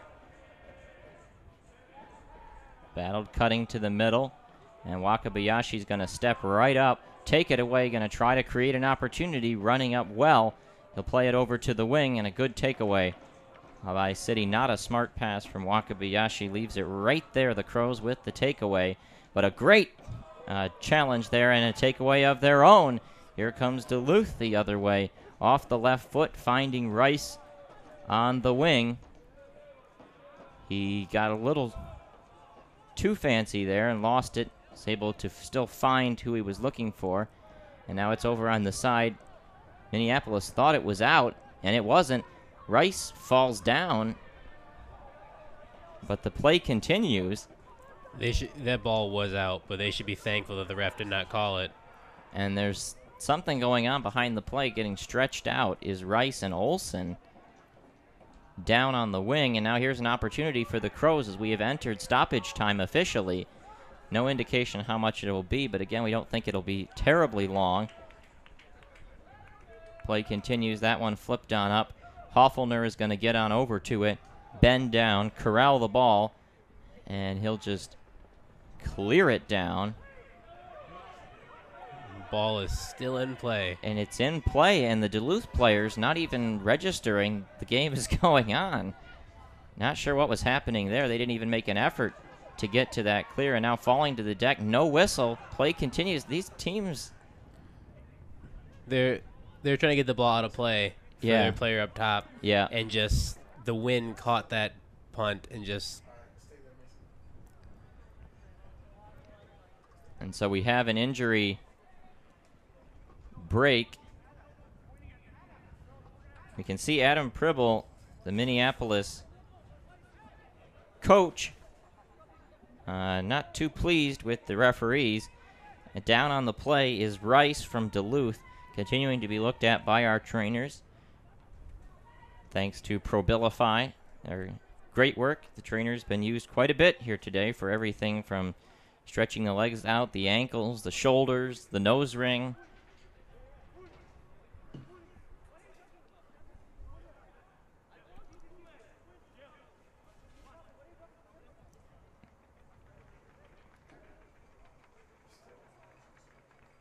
And Rice is coming off. The players dousing themselves with water. The sun had come back out from the clouds. Yeah, before the sun came out, it was a nice temperature.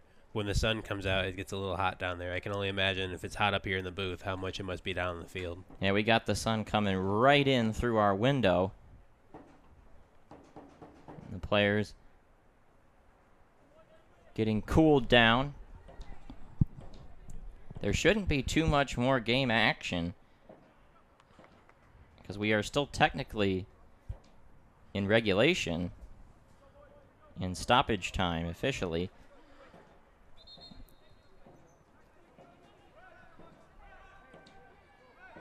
The ball will be a throw-in for Minneapolis as Duluth had played it out to get that break for their player Olsen.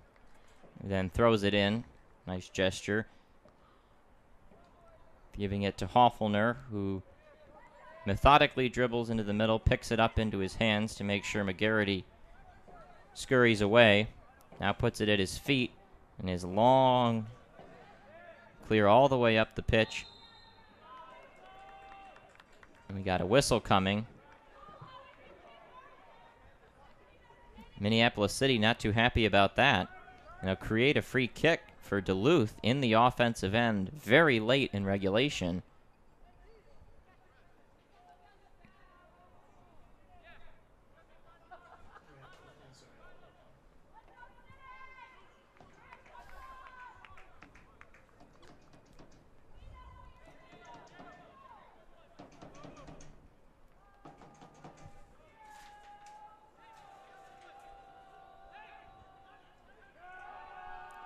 So there'll be a free kick coming for the Blue-Greens. And there's that set piece, goes wide of Elder for a goal kick.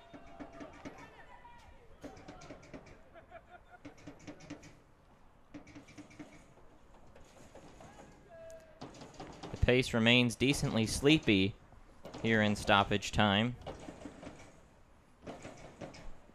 Minneapolis City supporter section stomping their feet. Good header there from Duluth just to keep it in the Minneapolis end. Sort of feels like these teams just reaching for extra time right now.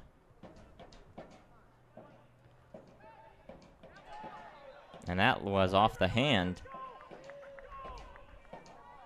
of Aiden Hill of Duluth. Free kick taken by Minneapolis City, slowing it down. And there's the whistle. So with that, we conclude regulation stoppage time, and we are headed to extra time between these two teams. Duluth FC 1, Minneapolis City SC 1.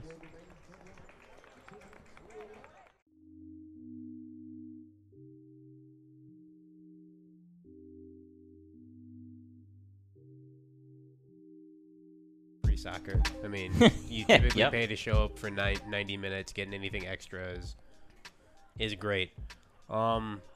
It looks like both teams look tired. They do. Both teams look, especially Duluth in the back. Duluth looks like they would be happy if this drags on to extra time. So if I'm City, I have to recognize that. I have to keep utilizing specifically the right side of the field and start trying to, instead of cross the ball in, maybe take a few more steps in and try to get some shots. Olsen is opening himself up on the right a lot, and if he can get himself positioned at least towards the net, maybe he needs to start just letting it go. Not saying let it go from like 20, 30 yards out, but like if he can get close and get a decent angle, maybe he can put something in, they can rattle around and get into the net. For Duluth, if they're going to keep playing the way they're playing and look to get ready for penalty kicks, they need to control the ball better in the middle. You've seen moments where City's brought the ball off the field, Duluth has taken it, City's taking it right back, Duluth is taking it right back. You can't have moments like that happen because eventually someone's going to make a mistake and your back line is left wide open. Well, as we get ready for extra time, I want to thank you for joining us. The presentation of this NPSL Midwest Division semifinal from Ann Arbor, Michigan, here on High School. Bit of a game recap for those that may be just joining us for the extra session. We had a bizarre beginning to the match with Abdallah Ba unable to play due to a nose ring that the trainers worked on him were unable to remove.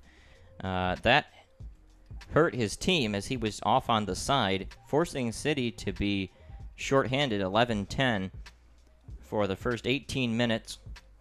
And then a good run from Farrar of Duluth got free. The Minneapolis City defenders were looking for an offsides whistle, didn't get one, and he converted for the opening goal. That made it 1-0. And then Minneapolis City quickly seized. They immediately substituted to get back to 11-all. And then really dictated play.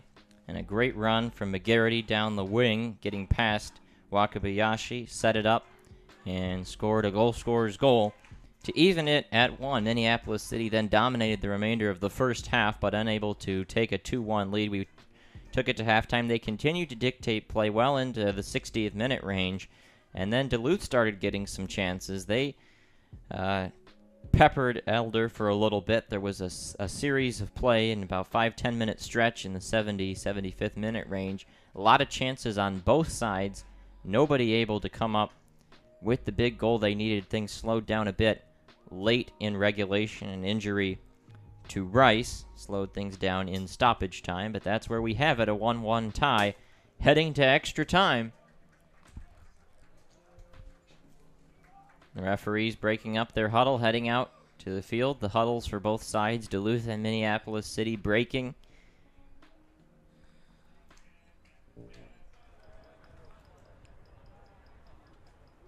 Getting ready for free soccer.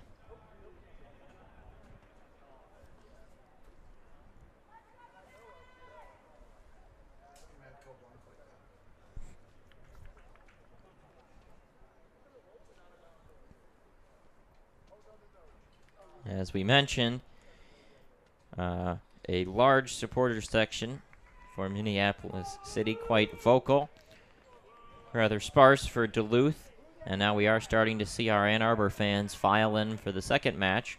They get to watch the conclusion of this one, see who they will end up facing if Ann Arbor is to win tonight. Of course, the winner of this match will face the winner of Ann Arbor-Cleveland, which will be shortly following the conclusion of this one, scheduled for 7:30.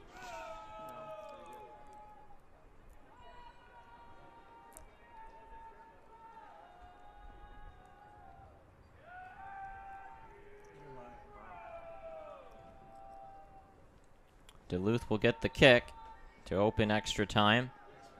And the referee blows his whistle, telling Minneapolis City to break the huddle and get ready. Just a short break between regulation and extra time. Forces the teams to really put every ounce of energy they have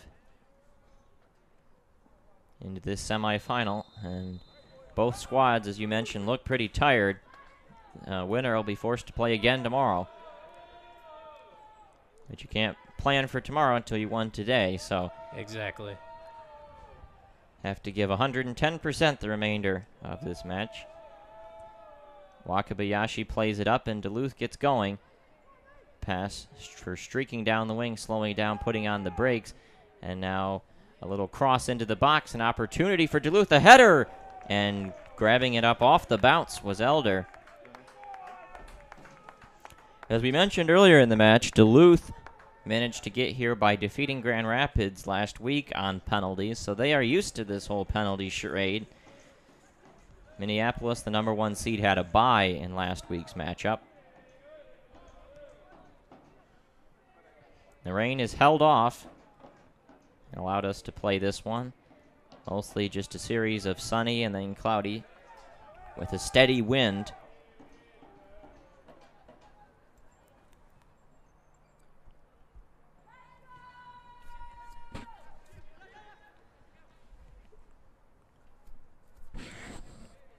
Yeah, it seems like Duluth is ready just to move the ball back and forth and just hit it long, hope to create something from there rather than build, as we saw earlier in the match. So, as of now, it looked to be something.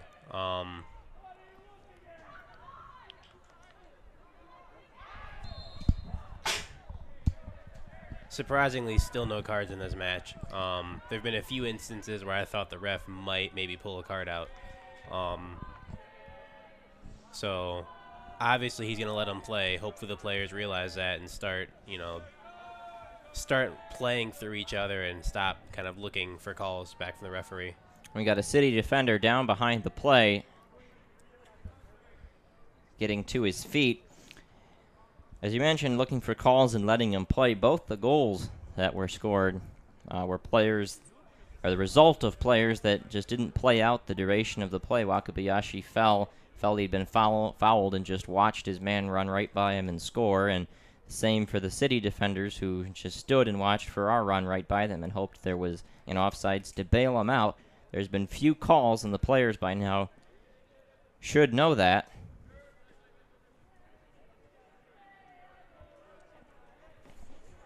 Vang for City had it and played it up to Ben Wexler, a pair of substitutions who came into this match. As City hasn't made any substitutions to their back line, but they've been cycling out their attackers and midfielders. That one goes out of play. The ball boy gets Duluth the ball, quickly trying to push the pace. Goes off a foot, and then Wakabayashi steps right up. There's a pass into the middle, slowing things down. Aiden Hill cuts over to the side, tries to find a man streaking to the middle, and the shot goes up. Oh! Off the post. Like it sort of hit around where the post hits the crossbar. He got the defense right where he wanted to, got the goal leaning the other way. Just got to pull that a bit more into the center. Yeah, indeed. That shot means that now in the last about 20 minutes of game action, we've had both sides hit the piping that encompasses the net and denying their respective sides a go-ahead goal. The throw-in for Wexler on the wing for City. So we're now in the 5th minute of extra time.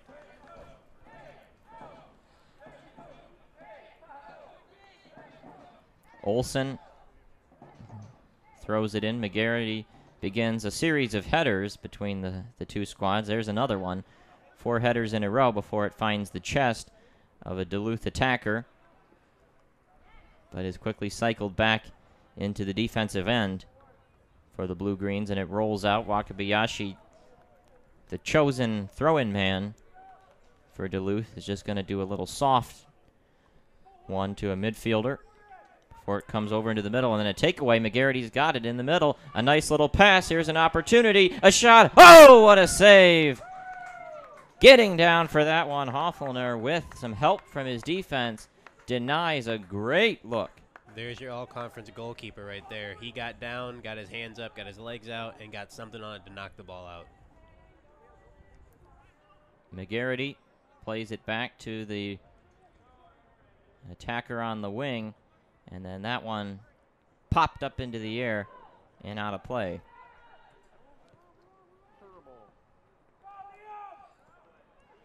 So it'll be a goal kick now for Hofflner, who has had to do his fair share.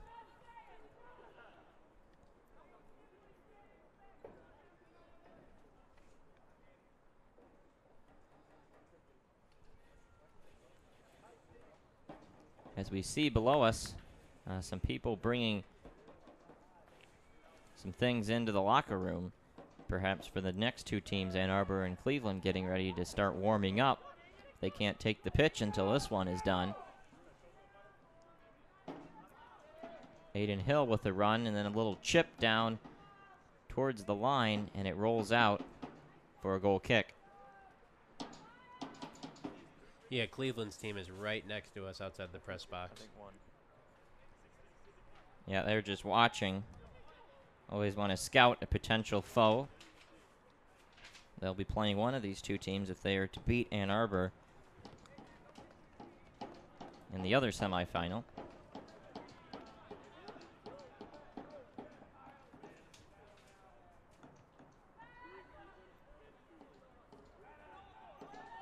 That one goes out of play. Throw in coming for City.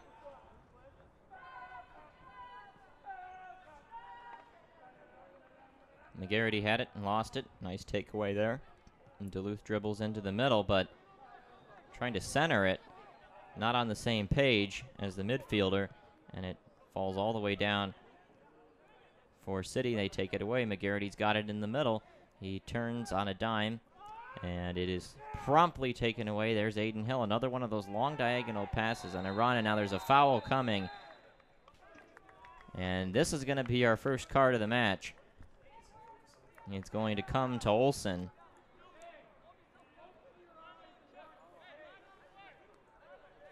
I understand the call. He got an arm up. He prevented him from moving forward. I get the call entirely, but to try to sell it as an elbow, I don't know. I don't know if that's, the sporting thing to do. I get it though. I get it entirely. Yep. So that's our first card of the match. Olsen's been all over the place in this one, and he enters the book.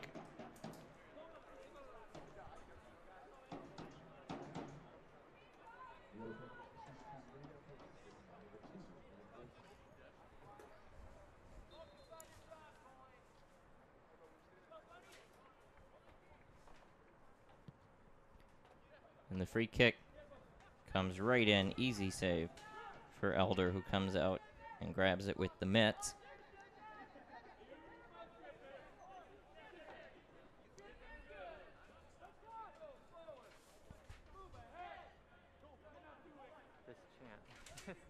City dribbles it up and then leaves it for the back line, who passes it between each other. Goes off the shins, and it continues to be slowed down. The pace has been decently slow moving, but that doesn't mean there haven't been good chances here in extra time. one off the post for Duluth. And then the tremendous save from Hoffelner to deny City. And it looks like the Cleveland players now have been told that they can go into the locker room as they're exiting the bleachers. In the 10th minute of extra time, Olsen is going to throw it on in to McGarity. Down in front, pass over to Olsen, who's got space on the wing, and a nice move into the middle, looking for a cross. Ooh. That's what I was saying earlier. He's been creating great on the right side. If he just taken one more touch, he could have settled himself to take a shot. The entire Duluth team was waiting on him to send that ball into the middle. You kind of got to switch it up every once in a while.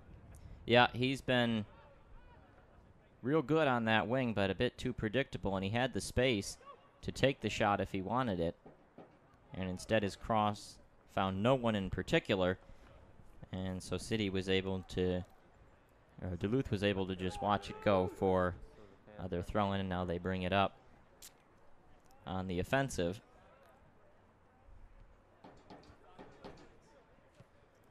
Garcia Castro sends it over to Villegas. And some miscommunication. Lets it roll for a goal kick for Elder. Still knotted at 1. For those just joining us, between Duluth FC and Minneapolis City SC, a pair of in-state Minnesota rivals, North Conference rivals, playing for the Midwest Division semifinals here in Ann Arbor, Michigan. Here on high school. And we got an offsides whistled, and we're going to have another substitution. City is going to make a switch here. It's going to be Matthew Murakami, number 6, coming on in.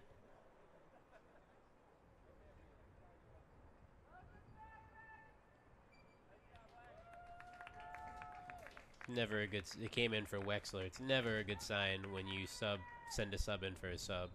Something must have happened there to where Coach Adam decided that he needed to switch up his formation a bit.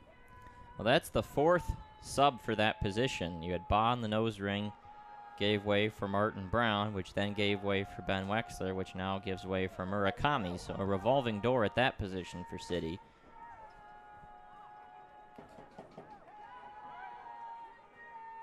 A throw in for Duluth, as that one was a little too far. And they'll get it over to Hoffelner, who sends it way down, and McGarity heads it on up, and then it goes out of play. Another quick throw in by Duluth, who like to keep this match moving.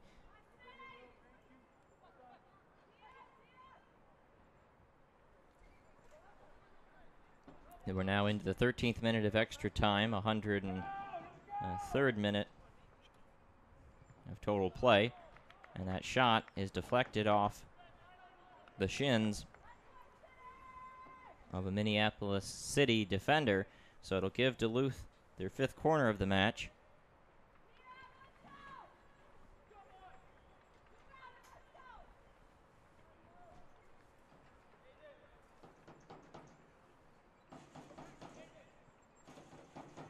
And they didn't put too many men in the box, and doesn't really find anybody, falls to the feet, and Aiden Hill takes a hit, but nothing much comes of it, and foul called now on Minneapolis City. So some more whistles here in extra time really than there were in regulation.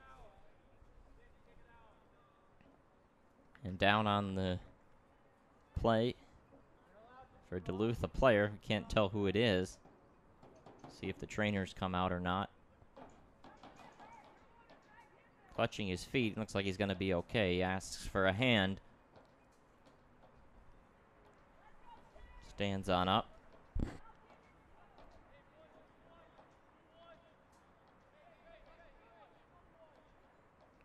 So free kick coming for the Blue-Greens.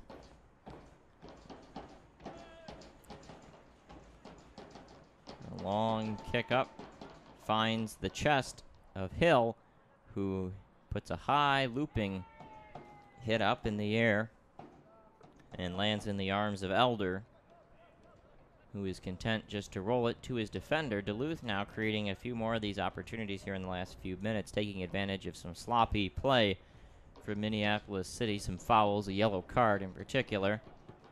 We're now in the 15th minute of extra time. Playing it back down to the keeper, Hoffelner.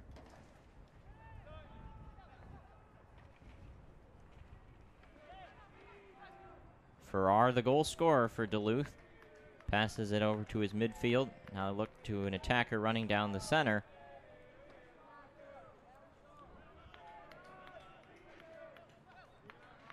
Minneapolis City takes it away and continues to just kind of be small play. Here's McGarity running in, and a great tackle there. Last ditch tackle. You gotta applaud the goal, because if you mistime that, that's definitely a PK. Ben Tall with a really, really gutsy challenge, but it forces a throw-in. It'll be Olsen taking it again in his preferred wing. He's gonna hoist it over his head and then flip it on down.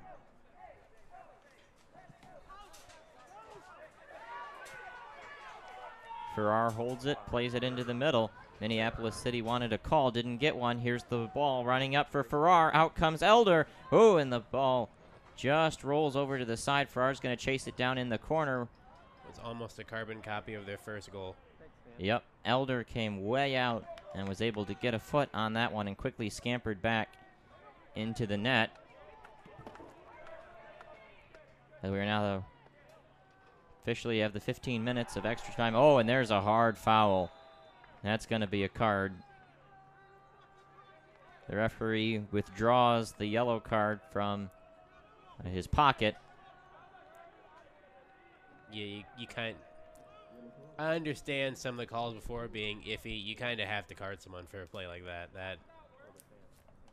I understand he was playing the ball, but he didn't get the ball. So we had no cards in regulation, but now a pair, both on City here in extra time. Now we have a free kick coming for Duluth.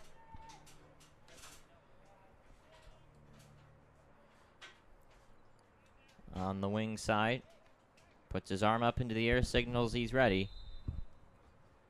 Runs up and hits it, and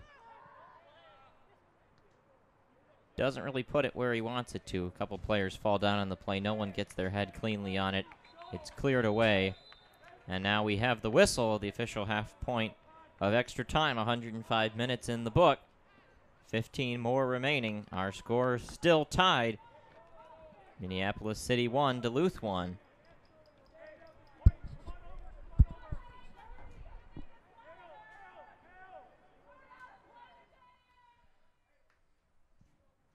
A tight, competitive battle between a pair of teams that know each other pretty well.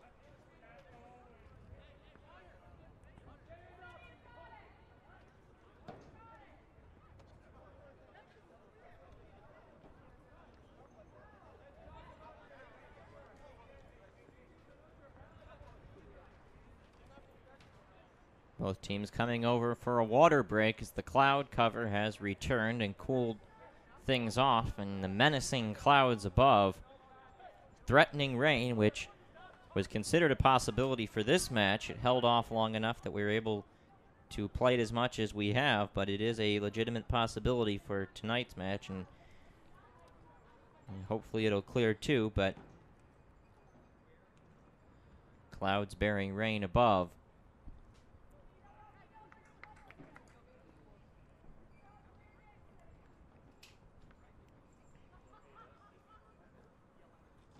Both coaches giving their words, these teams that have really battled. Joel Person for Duluth and Adam Pribble for Minneapolis City.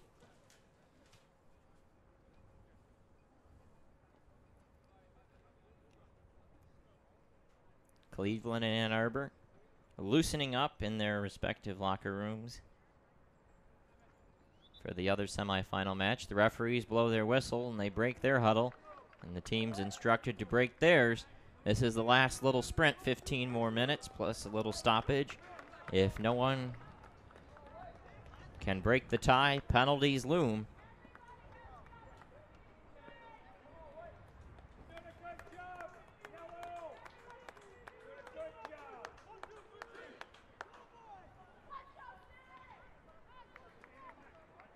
Minneapolis City did not lose a single match in MPSL play, and of course this would have been marked down as their 5th draw if we were playing a regular season match, but in the playoffs, play on. 10-0-4 their record. Duluth 8-2-4. Minneapolis, the number 1 seed in this bracket, and the number 1 team in the North Conference. Duluth, the runner-up. Kickoff taken by City, and they immediately play it back. Start things up. Vang's got it. Passes it over. And a great little run in on net. Hofffelner comes out. A lot of contact. I'd understand if the ref gave a penalty kick. I understand why he did not give the call, but I would definitely understand why he did, because while the defender was kind of playing the ball, he also kind of was playing the body. He denied a very clear goal-scoring opportunity by just being in the way. And it's one thing if you happen to just be in the way, but it's another thing if you shield someone off the ball and then kind of use a bit of your arm too. But it's a gutsy no call by the referee, especially given the time left in the match. That's a big moment and a big cause you mentioned. I mean, a foul there would have been a penalty, and obviously it was already a close chance without those implications. So a big moment. Our trainers coming back out there. And they retrieve a player who had fallen down.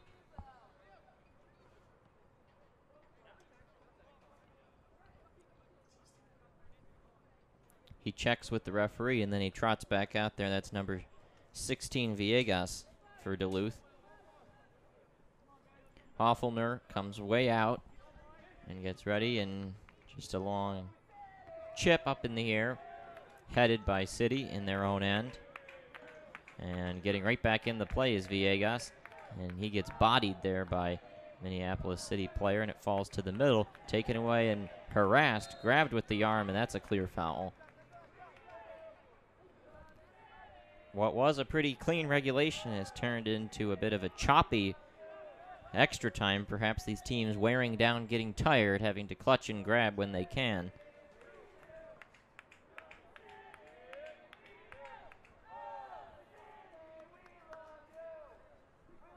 And we've got another substitution for City.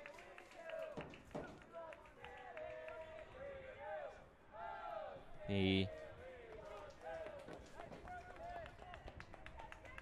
coming off, number 12, Kidd.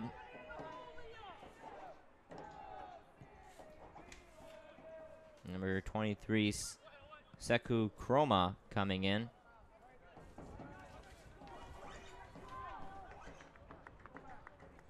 Kidd kind of was a little ineffective today. He did have that great run just now that was whistled for a no call.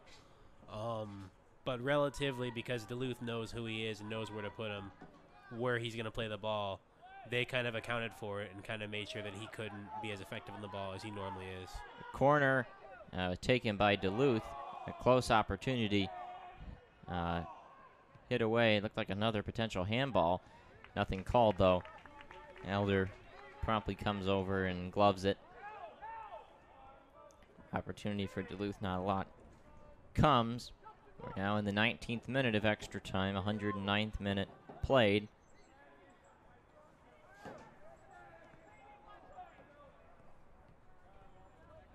A very close battle.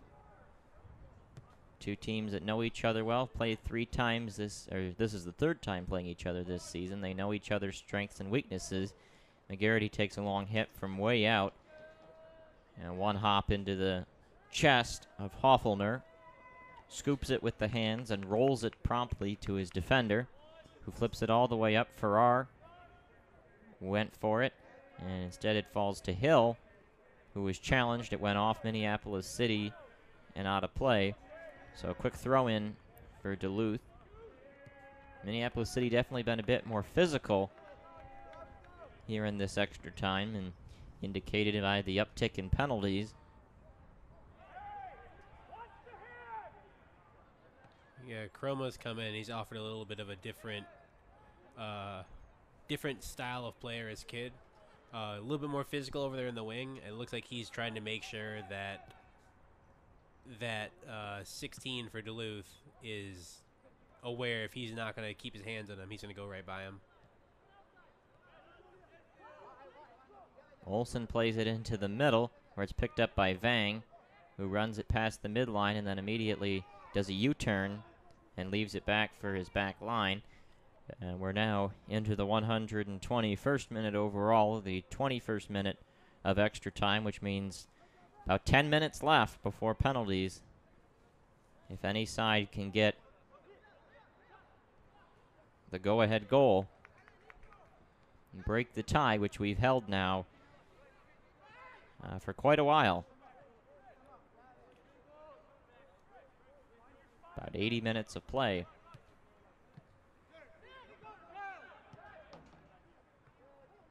Looking for Farrar was Duluth, couldn't quite get it to him. That long stretch pass aimed for McGarity, but Hoffelner decided to run out and snag it. Puts it into his arms, and then a long sweeping throw. A little quick touch pass, and they reconnect down the wing. That one goes out off of Minneapolis City, so it'll be a Duluth throw-in. Number 19, Liam Moore, throws it into the middle. Rayleff has got it. Dribbles on in, throws on the brakes, and then a little chip into this middle in the box. Played away. Falling down hard was a City player. Quick foul call, and they take the free kick quickly. Time ever so important in this one as the minutes roll away and penalties approach. Never like to have your season determined by penalties, but that's what these teams are staring down. And if they can't break the tie late in this match,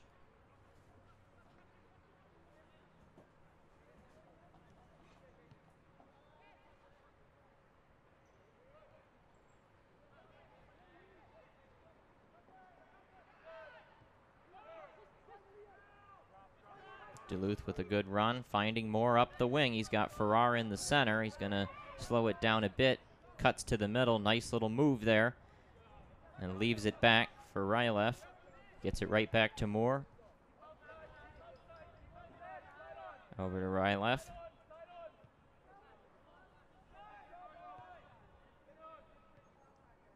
Continue to pass around and then leave it behind. That's a nice play. And then a header, and we've got a whistle. Looks like a foul called. Oh, and now Farrar tackling the keeper. A lot of conversation here between the referees. There was a whistle called. It looked like he was motioning for an elbow, perhaps. Yeah, apparently it looked like the referee saw when the defender leaned into the ball. He used too much of his arm.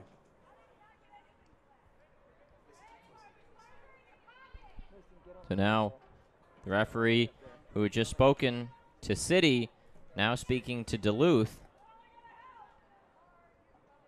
about what's about to transpire. Now he goes back to speak to the keeper, Elder, and again makes that motion of the arm. And he's going to put it down for a penalty. it's really weird to see if he feels that the ball is handled on purpose, why there's no card coming out. Indeed. If the ball is handled on purpose in the box, then that's a card. And if it's this late, it's definitely a red. But if he feels it wasn't on purpose, I don't know what to call. So here we go. Duluth with the opportunity to take the lead. Can Elder make the save? Gets a piece of it, but it goes on in. And Duluth takes the 2-1 advantage in the 115th minute to take a 2-1 lead. Minneapolis City not too happy about that, and you never like to see a penalty off a really controversial call, but you got to go with what the referees say.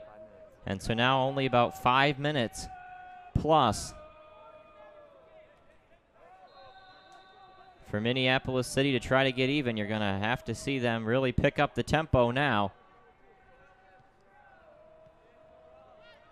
Sloppy pass taken by a Duluth defender who then went right to the ground. Wakabayashi it was. Duluth runs up and forces a throw-in, exactly what they wanted to do. And we got a substitution coming in.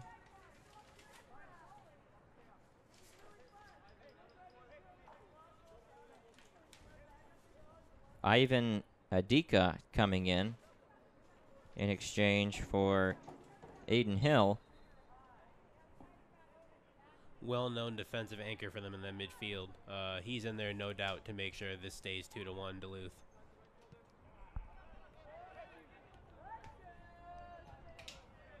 Well, it's a sensible substitution. You take the lead, and you only need a little bit more to lock it down and punch your ticket to the championship game. And contact there in the supporter section for Minneapolis City, getting a little antsy. The Crows going to have to pick up the pace as they trail the Blue-Greens 2-1. That one goes quick on in. Hoffelner has to play it up in the air, and it falls to the ground. He picks it up with his hands. And now we got a whistle. He's calling for a corner kick. Oh! Whoa! And just getting tackled was the keeper, Hoffelner. Oliver came up from behind and tried to punch the ball out. A lot of just physical play right now. Not sure what that was about. Like a linebacker coming up on the quarterback. Rightfully so, they're both showing yellows because you can't do that. I don't even know how to explain it. You just can't do that. I get why the keeper held onto the ball, but you can't just shove him to the ground to make a point. And so now a corner coming for Minneapolis City, trying to find a way to tie this one back up and send it to penalties. A lot of players in the box, a scrum of folks waiting on the corner. 128th minute, here it comes on in. It's a little strong, and it goes right into Hoffelner off one hop. He picks it up in his chest area and then boots it all the way back down, where Elder's going to hold it and just fire it all the way back down, trying to flip the field again. Only about 2.5 left before we hit stoppage, which there may be a bit of. And an offsides whistled on Duluth, as you see that really hurried pace. Haight comes on up with it. And now we've got a substitution. Duluth making another switch. They're taking their striker Farrar out.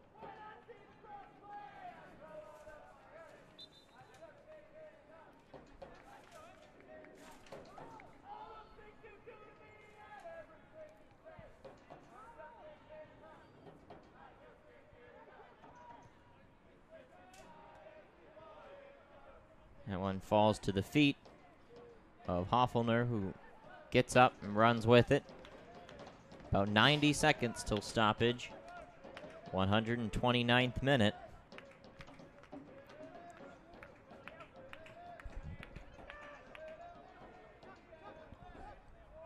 Nice job to work out of space.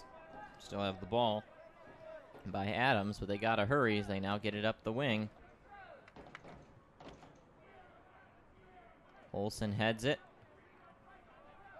That one played off the feet of a Duluth defender.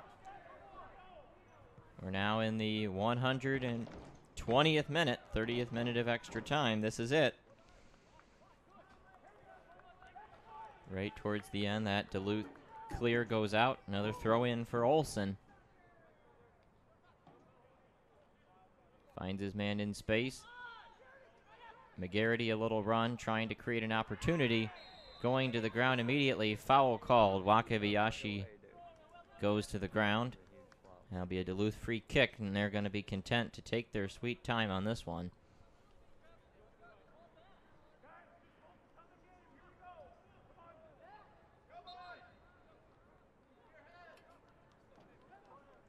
Hoffelner tells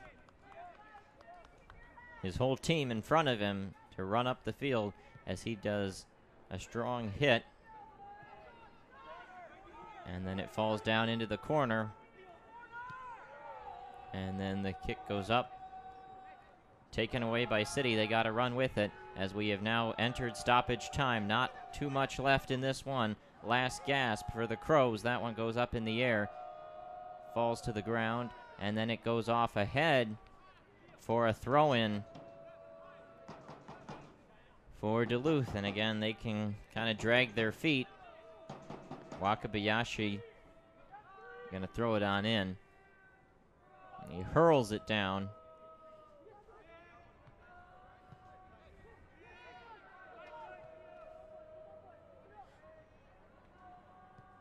And Duluth will just simply clear it on down to Elder, who's got to hurry. Time is ticking away. Running up with it, the big kick on down. Duluth doing everything they can to clear the moment they get it. Weaving through traffic. The City. The official's looking at his watch. There's not too much longer in this. Fires it on up and then hitting the turf hard. Booted up into the air. Settled back down. Duluth's done perfectly to continue to repel City chances and kill off time. There's another one. Quick opportunity they find and down the side, and that one up in the air. Duluth's going to take it, and running up the wing with it is Liam Moore. Gets pushed slightly, and he runs down the wing even more, waits, keeps the ball in, and now he's just going to hold it and then kick it off for a throw-in. And he's got to be putting the icing on the cake. Can't be too much longer. It's the soccer equivalent of the victory formation. You just go to the corner. Yep. And just wait. And just wait and wait and wait. And that's what they're doing now. Getting shoved to the ground. Trying to sell it a bit, get a whistle. They've really let quite a bit of stoppage time go here. But will it be enough? It's going to take something unforeseen right now as Duluth just defensively playing a terrific game here in the last about 8 minutes of play. That one drops down. Now an opportunity. It's kind of kicked up in the air. Falling to the ground. City's got it. Trying to do something to create an opportunity. McGarity's hit goes off a foot. Here's an opportunity down the left wing for City. They cut into the middle, across an open net. Oh, and the shot just went over top. That was the opportunity. He had time. He had time just to set the ball, get a touch, and put it in. And there you have it. The whistle sounds. And with that kick going up over the top of the crossbar, it ends Minneapolis City's perfect season. Their first loss comes at the hand of a rival Duluth, and Duluth gives Minneapolis City a taste of what they had last year when they were knocked out as a top seed in the NPSL playoffs. And this year they do it to the top-seeded Midwest Division team, Minneapolis City. I mean, Duluth gave all they could, City gave all they could, and in the end you could tell they were just gassed. You never want to lose in a late goal like that, especially if it's a penalty kick, but props to Duluth for giving themselves situations to where they can create a situation like that. People always want to try to villainize a referee and calls like that, but you have to give props to the teams that make themselves able to get penalty kicks, put balls into the box. So props to Duluth, and an unfortunate end to Minneapolis this season, but great for them. Their owners, John Bisworm, Dan Hudeman, great for them to, have a historic run. They should be back next season. Well, a tough battle ends in Duluth's favor. Our final score after extra time, 2 for Duluth FC, 1 for Minneapolis City SC. Want to thank you for joining us, and come back later on for Ann Arbor against Cleveland, the other NPSL semifinal. With that, from Fletcher, I'm Alex Drain saying good night from Ann Arbor.